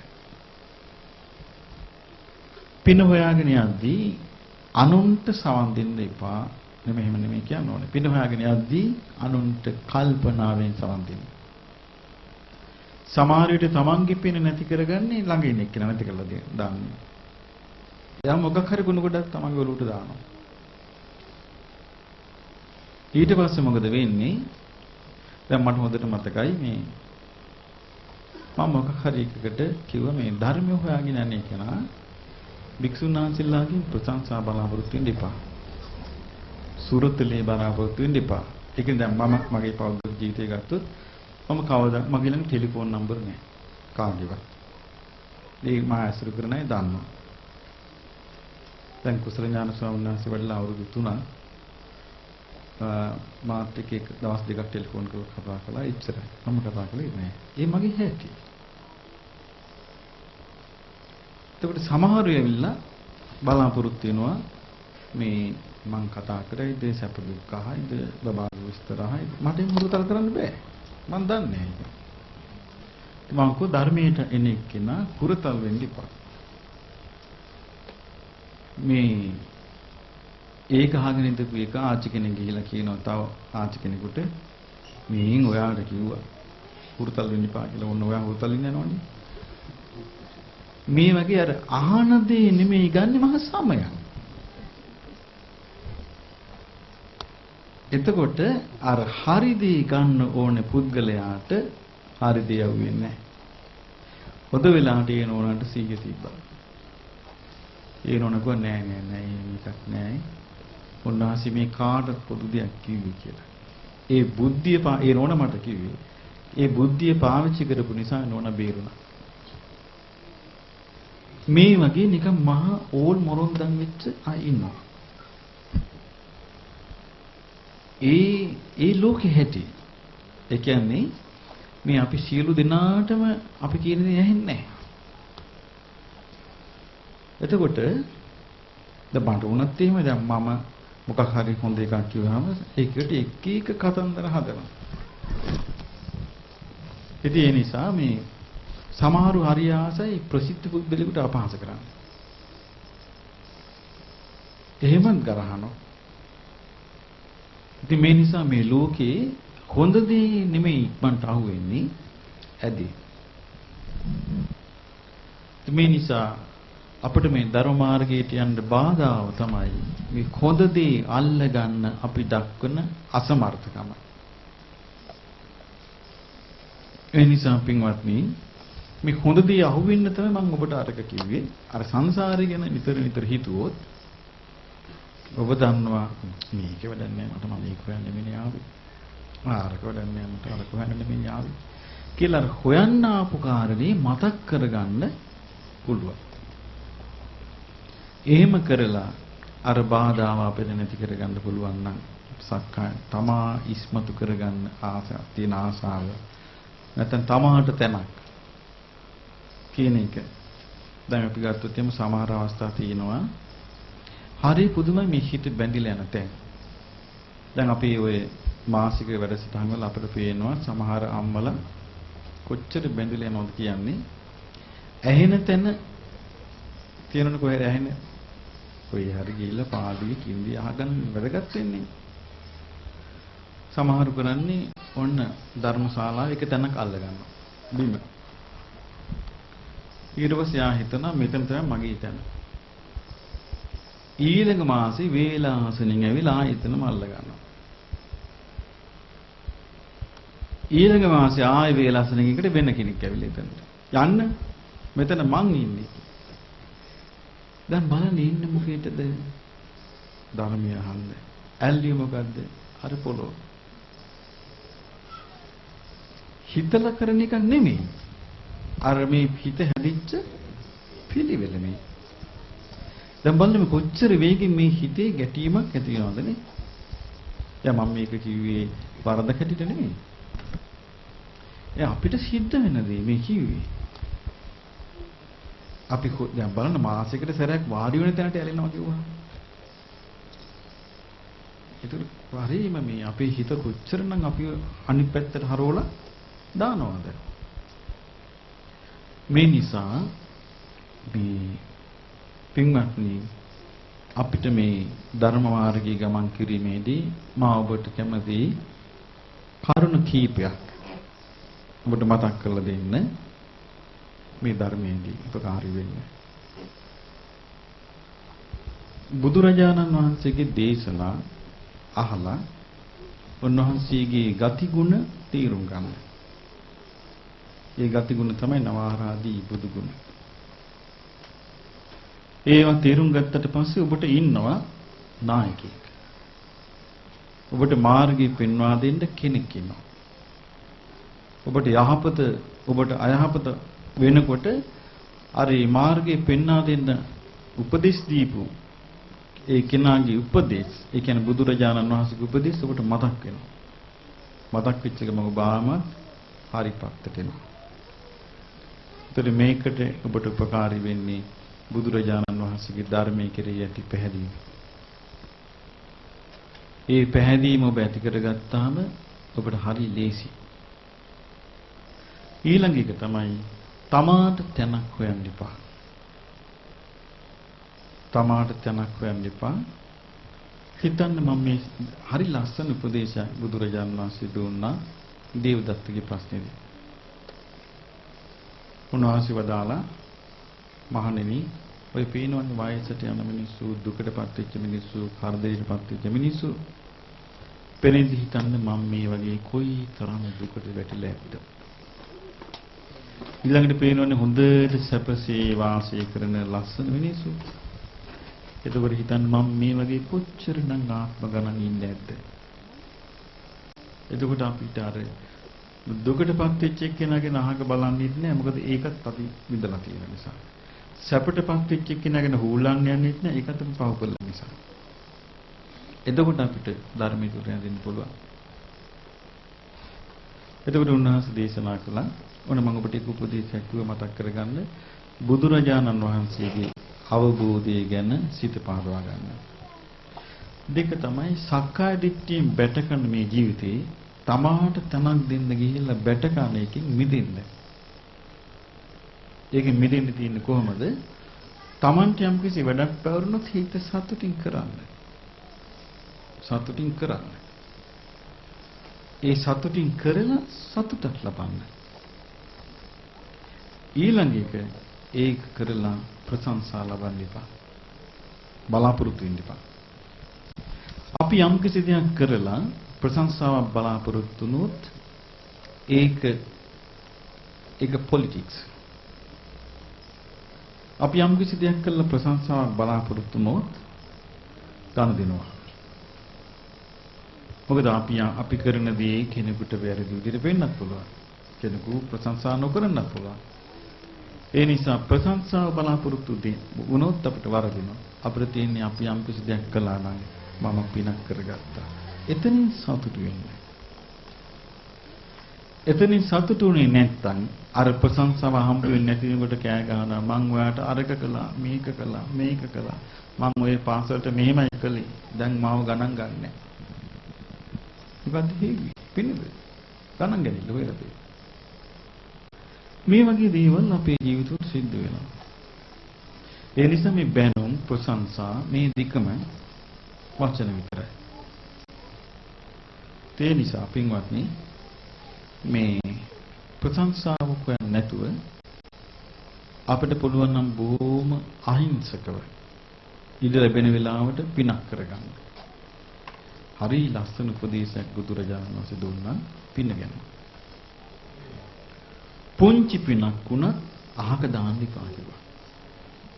පුංචි පිනක් වුණත් අහක දාන්න එපා කිව්වා. ඒ කිව්වේ දැන් අපි ගත්තොත් දැන් ඔබ මෙතනට ආවා කියවම සීල් ප්‍රෝග්‍රෑම් එකකට. දැන් ඇවිල්ලා ඉන්නවා. එතකොට ඒිට මෙහෙට හැලිලා තියෙනවා මොනවා හරි දාන බෙදන්න කියලා. මොනවා හැල්ලා තියෙනවා. දැන් මොන්න පොඩි පිනකට අවස්ථාවක්. කෙනෙක් සද්ද නැතුව ඒක ඔක්කොම ආස් කරනවා. ආස් කරන්නේ මොකක් විතරද? අනේ මේ ඉඳුල් වලින් පීඩාවක් නොවේවා කාටවත්. අහක තියෙන එකක් තමයි පිනක් කරගත්තා. තව කෙනෙක් එක දිහා බලලා බලන්න මේ ස්ථානකට දෙවිලා හැකිලා තියෙනවා. නේද කියන්නේ. ඒතර තව කෙනෙක් පිරිහිනවා, තව කෙනෙක් පින් රැස් කරනවා. ඔබ කැමති මේ දෙකෙන් මොකක්ද තෝරගන්නද? එකද දෙකද? එක. ඒ නිසා මේ පින හොයාගන්න. කරන්න තියෙන කොහෙද අසමුල්ලක පින සද්ද නැතුව පින කරන්න. Tamanට සතුටු වෙන දෙයක් ඉතුරු වෙනවා. සතුටින් දැක්කේ පිරෙනවා. ඉතින් මේ නිසා ඊළඟට මේ දානමානුනොත් එහෙමයි. අවස්ථාවක් ලැබෙනවා නම් ලස්සනට දෙන්න සතුටු වෙන්න මේක. නම කිව්වා නෑ ඒව හොයන්න එපා. ඒක බොරු දෙයක්. මම ඔබට තියෙන මේ කරුණාවට කියන්නම් මේ. මොකද අපිට තේරෙනවානේ මිනිස්සු අමාරු වෙන්නේ නැතේ. ඒවෙන් අපිට ආයේ කවුරුත් මොකද අපි ඔක්කොම එකම බෝට්ටු යන්නේ. අපි ඔක්කොම මේ සංසාරේ අතරමං වෙලා අමාරු වෙලා ඉන්නේ. එහෙනම් අපි එක්කෙනාට එක්කෙනා මේක උදව් කරගන්න ඕනේ. බේරෙන්න. එතකොට මේ පළවෙනි කාර්ය බුදුරජාණන් වහන්සේගේ ගුණ සීකරෙම උන්වහන්සේ දේශනා කළා පුංචි පිනක් වුණත් අතාරින්න එපා. වතුර බිඳුව බිඳුව නමුත් වැටෙන්නේ කලයට නම් කොයි වෙලාවෙ හරි ඔය කලේ පිරිනවා. පුංචි පිනක් වුණත් අතාරින්න එපා. ඒ පින කරන්න. කාට හරි දොස් කියාගෙන අපහාස කරගෙන යනවා නේද? ගන්න එපා. අනුන්ගේ පව් තමන්ගේ බෑග් එකට දාගන්න එපා. ඒක එයාටම අරගෙන යන්න දෙන්න. මොකද හේතුව සමහර අය ඉන්න පව් බෙදෙන. පව් කොම්පෙන්. එතකොට ඒ පව් බෙදෙනික් කෙනා සන්තෝෂ වෙන්නේ පව බෙදීන්නේ නේ. ගන්න එපා. කාලයකට යාගේ කොම්පැනි එක තනියම කරන් යයි. ඒ නිසා මේ අපේ ජීවිතේ බුදුරජාණන් වහන්සේ ලස්සන උපමාවක් දේශනා කළා. මහණෙනි ඔන්න ඉබ්බෙක් හිටියා. මේ ඉබ්බා ගංගා යුරේ ඇවිදගෙන ගියා. යනකට නරියෙක් මේ ඉබ්බව දැක්කා. දැකලා කල්පනා කළා ආන්න ඉබ්බෙක්. මං දැන් ගිහිල්ලා මේ ඉබ්බාගේ අතක් හරි කකුලක් හරි කඩාගෙන කනවා. නරියගේ අඩිසද්ද ඉබ්බට ඇහුණා. ඉබ්බ හිමීට අත් දෙකයි කකුල් දෙක ඔළුවේ ගත්තා. දැන් නරියා බලන් ඉන්නවා. ඉබ්බා කකුල් අතපය ඔළුව දිගාරින්නේ. නරියා හිතුවා මේක මහා අමාරුකාරී ඉබ්බෙක්. නරියා ගියා මහණෙනි ඉබ්බෙක් වගේ ඉන්න කිව්වා. බලන්නකෝ උපදේශي ලස්සනේ. ඉබ්බ ඔහේ ගියා නම් ඔළුව දදා. ඒ වගේ ඔබ මේ අහන්නම් වාලේ අහන්න එපා. හරියා මෙහිමයි ඔය දන්නේ නැද්ද? අහනවනේ දෙන්නේ. කිසි වැඩක් නැති හිස් දේවල්. ඒක අහගෙන හිතන්නේ මේක මට හිතසුව පිණිස පවතීද නැද්ද? මේක මට අකුසල් උපදවයිද නැද්ද? අකුසල් උපදවයි නම් හිමීට ෂේප් වෙන්නේ. මම කියන්නේ මේ සංකීර්ණ මිනිස්සු අතරින් පිනක් කරා යන කෙනෙක් ආරක්ෂා වෙන්න ඕන පැත්ත. ඉතින් බුදුරජාණන් වහන්සේ වදාලා පින ගැන අවුරුමාව. දක්ෂ මල්කාරය වගේ ඉන්න කිව්වා. දක්ෂ මල්කාරයා මල් මාල ගොතද්දි හැමතිස්සෙම එයා ගොළුවේ තියෙන්නේ මොකද්ද? මල් ගැනමයි. කොහේද මල් තියෙන්නේ හිත යනවා. මල ගන්නවා. මේ වගේ කියනවා පින් කරන්න ඕනේ කෙනා. ඒවම් මේ ජාතේන මච්චේන කත්තබ්බං කුසලබ්බහෝ. ඒ වගේ උපන් මිනිසයා බොහෝ පින් කළ යුතුයි කියන්නේ. ඊළඟට බුදුරජාණන් වහන්සේ දේශනා කළා පිනට ආසා කරන්න කිව්වා. මොනවටද ආසා කරන්න කිව්වේ? පිනට ආසා කරන්න. නමට, තමාට තැනක් මේවට නෙමෙයි. පිනට ආසා කරන්න කිව්වා. ඊළඟට උන්වහන්සේ දේශනා කළා මේ පින මොන වගේද? දුර රටක ඉඳලා ඥාතියෙක් ගෙදර යද්දී ඒ ගෙදර කට්ටිය පිළිගන්නවා වගේ මෙලවින් පරලෝ යනකොට ඒ පින යා පිළිගන්නවා. එහෙනම් පිනෙන් ලැබෙන්නේ තමාට තැනක් නොවේ, තමාට යමක්. තමාට තැනක් හොයන්න ගිය කෙනාට ඉන්න තැනක් නැති වෙනවා. තමාට යමක් හොයාගන්න තමයි පින තියෙන්නේ. එතකොට පින්වත්නි දෙකයි. පළවෙනි එක මං කිය බුදුරජාණන් වහන්සේව තේරුම් ගන්න බුද්ධ දේශනාවලින් හිත පහදවා ගන්න අවස්ථාව ලද හැම විටම පින් කරන්න. පින කියන එක තවත් ඕඩම තෝරන්න කමන්නේ. මේ පින සිද්ධ කරන්න පුළුවන් හිතේ. හිතෙන් සිද්ධ කරන්නේ මේකේ කෙනාට තරහ වෛරය ඇති කර ගැනීම නෙමෙයි. මෙත් සිත වැඩිම. පින කරන්න පුළුවන් වචනේ. වචනයෙන් යහපත් දේවල් අනුන්ට හිංසා පීඩනයක් කියන්නේ නැතුව වචනෙන් යහපත් දේවල් කියන්නේ. පින කරන්න පුළුවන් කයි. වෙන පින කරන්න ක්‍රමයක් නැහැ. එතකොට මේ සිත කය වචනයෙන් මේ පින කරන්න. කවුරු සඳහාද? තමා සඳහා. තමා සඳහා. මම පින්වත්නි මේ ධර්මය ඉගෙන ගත්තේ මට උනවට. දැන් එහෙනම් ඔබත් ඉගෙන ගන්න ඕනේ කාට උනවටද? තමන්ට උනවට. අනුන්ට උනවට නෙමෙයි. දැන් අපි ගත්තොත් දැන් අපි හරි හම්බ කරන දේවල් තියෙනවනේ. දැන් මේවා මහන්සිය නිමෙද කරන්නේ මේවා. මහන්සියෙන් කරන්නේ. ඊළඟට පින්වත්නි පුළුවන් නම් අපේ මේ ස්වාමීන් වහන්සේ වැඩ ඉන්න නිසා මේ දුර්ලභ අවස්ථාවක් නේ අපේ ස්වාමීන් වහන්සේලා ඉන්න වෙලාව. පැය 24 සීල් ගන්න නිවාඩු බලලා.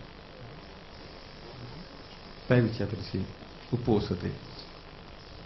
ඒකේ උදේ උපෝසතේ පටන් අරගෙන පවවද වෙනකන් භාවනා කෙරලි ධර්ම සාකච්ඡා වන්දනා පිරිත්ති එහෙම පොඩ යන්න චුට්ට මේක පුරුදු කරගෙන නැත්තම් අපි කැරකි හිටපු තැනට වෙනවා. යන්න හම් වෙන්නේ චුට්ටක්. එතකොට මේ සීලය ගැන බුදුරජාණන් වහන්සේගේ ලස්සන උපමාවක් තියෙනවා. උන්වහන්සේ කපිලවස්තුවට වැඩපු වෙලාවේ මේ ඥාති ටික නෑදෑයෝ ආවා. ඊට පස්සේ ඇහුවා මේ බුදුරජාණන් වහන්සේ ගෘහපතිවරුනි උපෝසතය කරන්නේ නැද්ද කියලා ඇහුවා. උපෝසතය කිව්ව 8 සීල්. උපෝසතය රකින්නේ නැද්ද කියලා. අනේ දන්නේ කිව්වා. ඊට පස්සේ උන්වහන්සේ උපෝසතය ඉත්තේරුවා. සීල් පදාර්ථ. මේ උපෝසතය ඔබ කළා නැද්ද කියලා ඇහුවා. අනේ නැහැ කිව්වා. හරි පාඩුයි. හරි පාඩුවක් කිව්වා. උපමා කිව්ව භාග්‍යතුන් වහන්සේ අර පිරිසට ගෘහපති. දැන් බලන්න රස්සාවක් කරන්න යන කෙනෙකුට දවසේ පඩියේ අපි මෙහි ක්‍රමයට කියමුකෝ. යාගින් ඇහුවා දවසේ පඩියේ යුරෝ 100ක් නම් මාසේ පඩිය යුරෝ 3000 නේ. සාමාන්‍ය ඇද්ද කියලා ඇහුවා. අනේ ඇති කිව්වා. ඊට පස්සේ හරි. දවසකට පඩිය යුරෝ 1000ක්. එයාට මාසෙට ගණන් හදන්න කිව්වා. හැදුවා. අවුරුද්දට ගණන් හදන්න කිව්වා. හැදුවා. අවුරුදු 100ක් යායි රස්සාව කළොත් එයාට සෑහෙන ගාණක් හොයාගන්න පුළුවන් නේද කියලා ඇහුවා. පුළුවන් කිව්වා. ඊට පස්සේ උන්වහන්සේ ගාණ වැඩි කළා. දවසට පඩි යුරෝ 10000යි. දැන් හදන්න කිව්ව ගණන් අවුරුදු 100ට. හැදුවා. දැන් කොහොමද පඩි? භාග්‍යතුන් වහන්සේ පඩි වැඩි කිව්වා. ඊට පස්සේ කිව්වා දවසට පඩි යුරෝ ලක්ෂයක්. කියලා හිතනවානේ. එතකොට අවුරුදු 100ක් ගණන් හදන්න කිව්වා. ලොකු ගාණක් යා. එයා බිලියන කෙනෙක්. බුදුරජාණන් වහන්සේ කියනවා ඒ කොටම වඩා පැය 24ක් උපෝසතේ කරා. අර යුරෝ බිලියන ගාන බිලියන කෙනෙක් විලා වින්දනය කරන ජීවිතයට වඩා ලොකු දෙයක් යා උපයනවා. ආරපිරිසිකව භාග්‍යතුන් වහන්සේ අපි ඔක්කොම උපසිත කරනවා කියලා. ගෙවිලෙන කාලෙන් කරන්න තියෙන දේවල් මේ. අපි හැමතිස්සෙම එකම දෙයකට මැරි නායනේ සංසාරේ. ජීවිතේ අපිට කරගන්න තියෙන දෙයක් කරන්න තියෙන පින්වත්නි මේ අතපය හයිය තියෙන වෙලාවේ. මොලේ තියෙන වෙලාවේ. කල්පනා කරන්න පුළුවන් වෙලාවේ. එක දවසක් නෝන කෙනෙක් මට කියනවා මම මෙහෙම කියද්දි අනේ ස්වාමීන් වහන්සේ වෙලාව නැහැ කිව්වා. වෙලාව නැහැ. මං එනම් මෙහෙම කියන්න කියලා ඔයාලට. ලබන සුමානේ මං කැමති ඔයාලට සිංගප්පූරු යන ටිකට් එකක් දෙන්න. ඔයාලට දෙනවා සතියකට කැමති කියලා ඔයාලට. ලබන සුමානේ මං කැමති ඔයාලට සිංගප්පූරු යන ටිකට් එකක් දෙන්න. ආර දෙනවා සතියේකට ඔක්කොම හොටෙල් වල free of charge. මගට විදමුත් දෙනවා. දැන් මොකද කියන්නේ? වෙලාවක් තියනවා කියලා. මොනෝජර මාරේ කළා හරි වෙලාව ගන්නවා මම දන්නවා. මං මේ මොකද හේතුව? මං යා වෙන ඕන ඒ මොකද හේතුව? ආරක ඇඟට දැනෙනවා. මේක දැනෙන්නේ ශ්‍රද්ධාවටයි. ශ්‍රද්ධාව ඇති වෙන තුරු මෙයා පස්සට යනවා. ඒකයි මම ඔබට පළවෙනි එක කිව්වේ බුදුරජාණන් වහන්සේගේ ගුණ ගැන ඉගෙනගෙන හිත පහළවා ගන්න කියලා. දෙවෙනි එක පින් රැස් කිරීම. තුන්වෙනි එක ඔබ කරන මේ ධර්මය ඉගෙන ගනිද්දී හරි ප්‍රයෝජනයි. දහම් ධෛර්යයක් පාවිච්චි කරන්න. දහම් ධෛර්යයක් පාවිච්චි කරන්න. මම අවුරුදු මං හිතන්නේ 15ක් 20ක් තිස්සේ මම පාවිච්චි කරනවා. ඒ ධම්ම ධෛර්යය කියලා කියන්නේ දහම් කරුණු ඉගෙන ගනිද්දී මේ එක එක්කෙනෙකුගේ පුද්ගලිකව ගන්න නැතුව බුදුරජාණන් වහන්සේගේ බුදු වදන් ඒක තමයි සිත් ගන්න දහම් කරුණ ඒ සටහන් කරගන්න. මම නම් සටහන් කරගත්ත ගොඩක් පාළියෙන් සූත්‍රය නම දාලා සමහර අවස්ථාවල මම සිංහලෙන් සටහන් කරලා තියෙනවා. ඔබ සිංහලෙන් සටහන් කරන්න ඔබට සිංහල විතරනේ පුළුවන්. සිංහලෙන් සටහන් කරගන්න අවශ්‍ය කරුණු එතකොට ඔබට තනි වෙච්ච හැම වෙලාවකම කල්යන මිත්‍ය ළඟ. එතකොට මම කිව්වා මේ බුදුරජාණන් වහන්සේ ගැන හිත පහදවා ගන්න. ඊළඟට පින් කරන්න චූටි පිනක් අතාරින්න එපා. පින් කරන්න. ඊළඟට මේ උපෝසතේ පුරුදු කරගන්න. ඊළඟට ධම්ම ධෛර්යයක් පාවිච්චි කරන්න කිව්වා. මේ තුල පින්වත්නි ටික ඔබේ ජීවිතයට යම්කිසි ආලෝකයක් ලැබෙනවා. හැබැයි මට ඔබට වැදගත් උපදේශයක් කියන්න තියෙනවා. මොකද්ද? ඔබ දන්නවද මේ රත්තරන් බඩු සාන්තිදී මුතු මැණික් එළිය තියනවද? නෑනේ. ඒක හංගනවනේ. සල්ලි හංගලා තියන්නේ නැති. සාන්තිදී මුතු මැණික් හංගලා තියන්නේ. ඇයි ඒවා පොරහතුරන්ට අවුවේ කියලානේ. අපි දන්නේ නේද? අපේ ගුණ ධර්ම අපි එළියට දැම්මොත් ඒවට හානි වෙයි කියලා. දන්නේ. සමහරු හිතන්නේ මේ ගුණ ධර්ම එළියට දැමිල්ල ඒගොල්ලන්ගේ පිළිගැනීමට උපකාරයක් කියලා. මං හරියට පුසුත් සිල් රකින්න මම දැන් අදිස්ථාන කරන්නේ ඊළඟ පාරක් කරන්න. මම එදා හරියට භාවනා කළා මගේ හිත හරියට කැම්පත් වෙනවා මට හරි සතුටුයි. ඊළඟට මං හිතාගෙන ඉන්නේ දිගටම පොඩ්ඩක් නිවාඩු අරගෙන මේ ටික කියවගන්න. ආන් රාන්දිදී මුතු මන්නේ කෙලියට දැම්මා. වටිනා දේ එළියට දාලා බලන්න වටිනා ගහ නිකන් එලිමහනේ තියන්න හිතෝලා. වල්ගස් කන්න සත්තුනේ. කොහෙන් හරි සතෙක් ඇවිල්ලා අර වටිනා ගහ කනවා. දැකලා නැද්ද ඔබ? අපිට හම්බුණ රත් හඳුන් පැල. අපි හිටෙව්වා. වටේ තියෙන කිසි පැලයක් සත්තු කන්නේ. අර අපි කෝටු ගහලා දැල් ගහලා තියෙන ඒ තසින් ගිහලා කතා කරනවා. ඉතින් මම අපේ සංඝ පරිසරයට කිව්වා මේ වගේ තමයි වටිනාදී ඉලිමහන තිබ්බහම. වටිනාදී තියෙන්නේ පුද්ගලිකව පාවිච්චියටයි. ඒ කියපු දේවල් ඔක්කොම වටිනා දේවල්. එතකොට ඔබ මේ වගේ පින් කරද්දී ඔබේ ජීවිතය යම් කිසි විදිහකට වෙනස් වෙන්න පුළුවන්. මේ වෙනස් වෙනකොට සමහර විට පිටස්තර ලෝකයා එකපාරට ඒක අඳුන ගන්න පුළුවන්. අඳුනගෙන ආයි ඔයා වෙනස් වෙලා. හරි හොඳයි ඔයා. එතකොට විස්තෘති කරලා කියන මට නම් එහෙම එකක් තේරෙන්නේ නැහැ.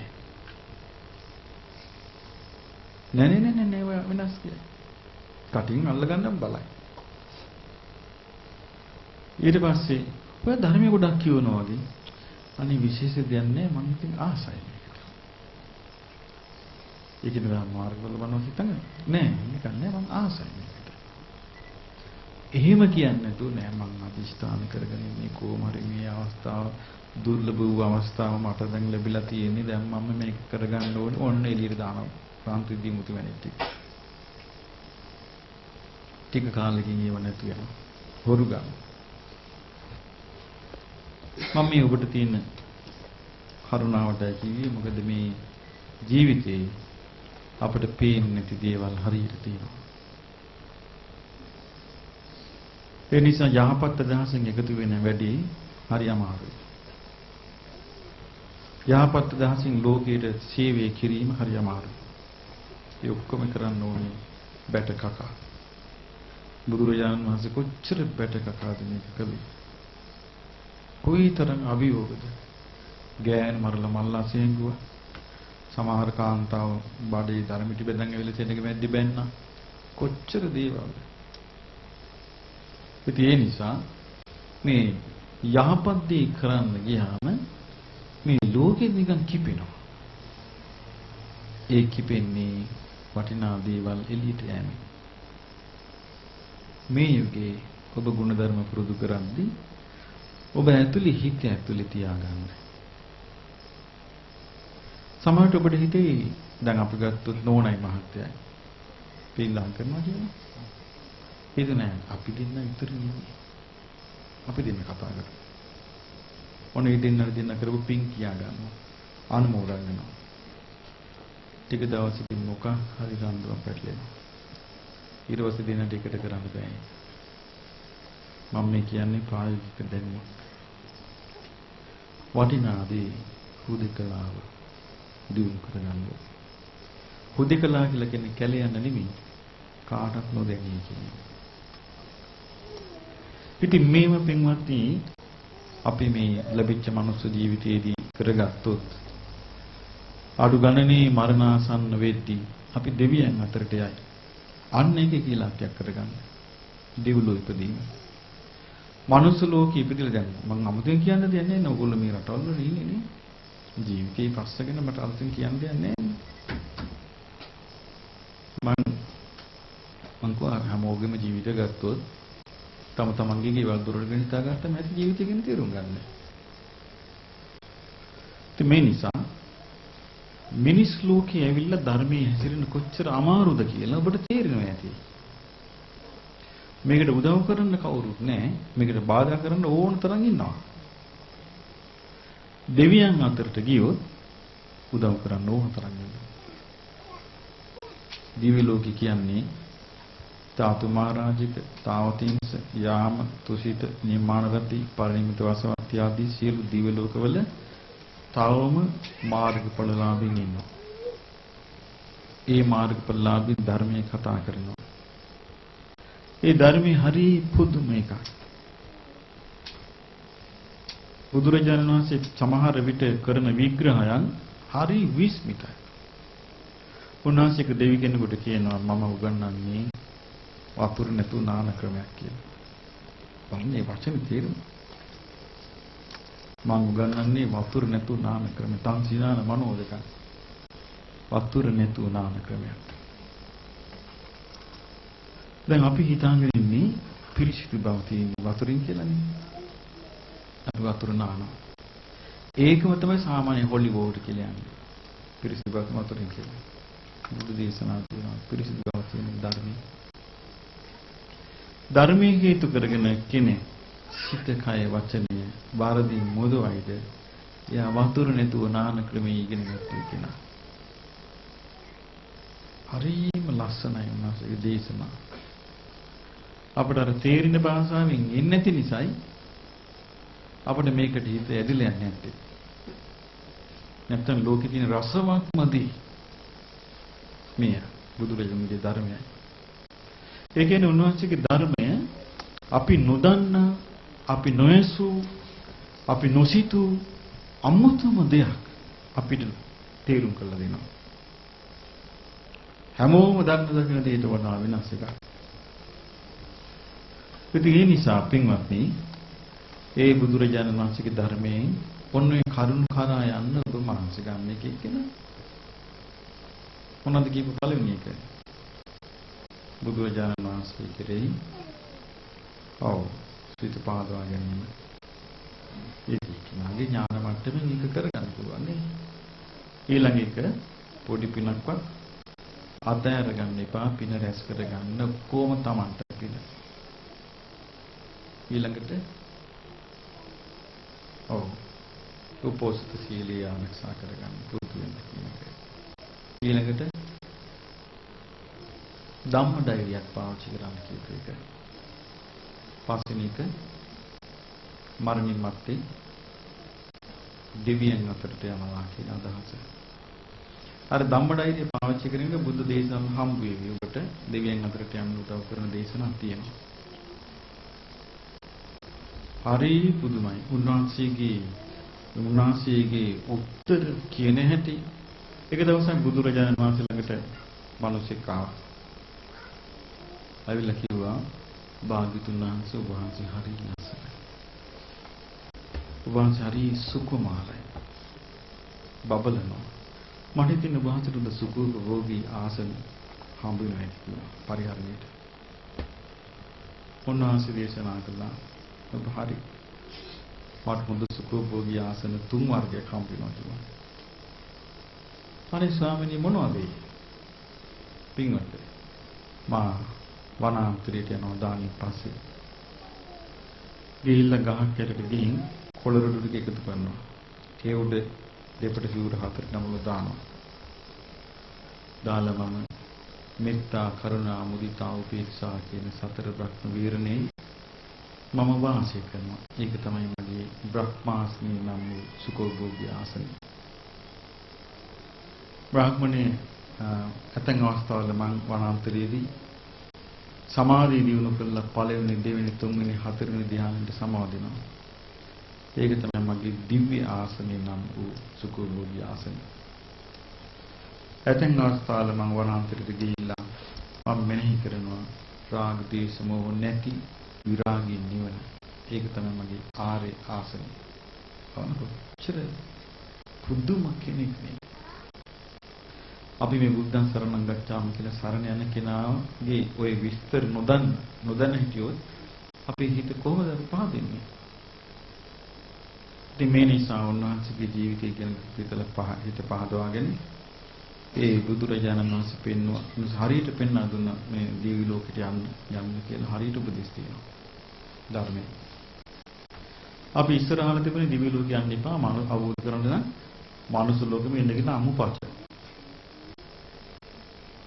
බුද්ධ දේශනාවේ තියෙනවා සෝතානුත් සූත්‍රයේ සංකාරුප්පති සූත්‍රය වගේ පැහැදිලිව දේශනා කරනවා මේවට යන්න කියලා. අඩුගානේ අපිට දිව්‍ය ලෝකෙවත් හිමි කරගන්න මනස ලෝකෙට ආපු කෙනෙක් මේ ඕනේ කරුණු කීයක් මම දැන් කිව්වද? පහනේ මේ පහ මතක තියාගන්න. ආයෙ කියන්න බලන්න මතක් කරගෙන අමතක වෙන්නේ නැත්තම්. බුදුරජාණන් වහන්සේ හිත පහදාගෙන ඉල්ල ඔව් ලද හැම විටම පින කරගෙන ඉන්න උපෝසතේ පුරුදු කිරීම දහම් ධෛර්යයක් පරිහරණය කිරීම දෙවලු උපදින්න අදහස තියාගෙන ඉන්න මේ ටික තියාගන්න තරුණ මාළු බෙදයක් නැහැ. එතකොට මේ ටිකට ඔබ පුරුදු විදිහට ජීවිත රසාව කරන ගමන් වැඩ කටයුතු කරන ගමන් ඔබ මේ ටික ජීවිතේට ලං කරගන්න මේක තමයි ඔබට මට දෙන්න තියෙන වෙසක් තෑග්ග. ඒ නිසා අපි බුදුරජාණන් වහන්සේට ගෞරව කරලා වන්දනා කරලා අවසන් කරමු. හොඳ ලස්සනට ශබ්ද නගලා කියන්න මා කිව්වම බුදුරුවනට වඩා උතුම් කෙනෙක් මට නැතේ බුදුබණටත් වඩා උතුම් දෙයක් මට නැතේ බුදු පිරිසට වඩා උතුම් පිරිස් මට නැතේ තුනුරුවනට වඩා උතුම් කිසිත් මට නැතේ උදයේ නැගිටින විටත් නින්දට මා යන විටත් ගමන් බිමන් යන විටත් වැඩපල කරන විටත් මගේ බුදු සමිඳුන් ගැනත් ඒ සිරි සදහම් ගැනත් බුදු පිරිසේ ගුණ ගැනත් සිහි වෙයි මේ තෙරුවනත් සිල් ගුණ දම් වැඩි නිසා සමාධිමත් සිත නිසා හිරු සඳු විලසින් බබලන ඥානය කුත් ලද නිසා මගේ බුදු සමිඳුන් තමා තුන් ලොවටම හිතවතා ඒ ගැන මම සිත සිතා නමදිමි සිරසත් නමා යහපත ඇති කර දෙන වරදින් මා වළකන ජීවිතයේ සැප සලසන මාවත පෙන්වා දෙන බුදු සමිඳුන් පවසන සම්මා සම්බුදු බණ හොඳින් ඉගෙනගෙන මම ජයගමි ලොව හැමතැන ලබා උතුම් තිසරණ නිවන් මගේ වඩිමින හැම දිනාට සිත සලසන පිරිසයි සංගරුවනද මමත් මා පියන් හැමත් පවුලේ සිටින අයත් යහළු යෙකෙලියන් හැමත් ඒ බුදු පිරිසට අයත්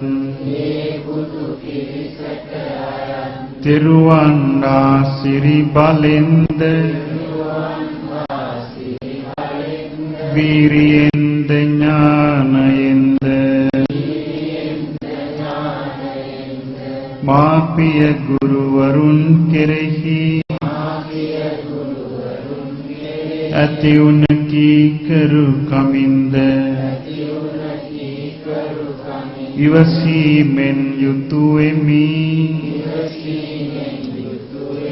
මම නම් පෙරටම යමි හැම බාධක පරදමි ජීවිතයම ජයගමි ඉරිසියාව නොකරමි පලිගැනීම දුරලමි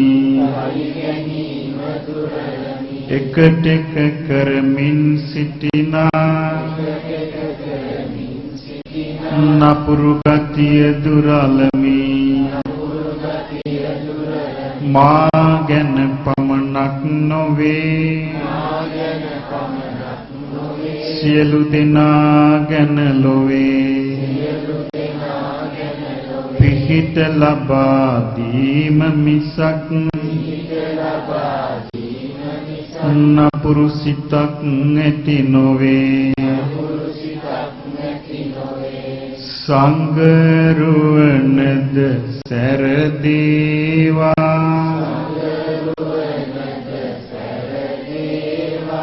මාපියන්ට සැප වේවා පවුලේ සෑම දෙනාටම හැම විට යහපත වේවා යහපත් දේ දැනගෙන හොඳ දේ හඳුනාගෙන උත්තම මිනිසෙක් වන්නට සලසේවා මාහට උත්තම මිනිසෙක් වන්නට සලසේවා මාහට උත්තම මිනිසෙක් වන්නට සලසේවා මාහට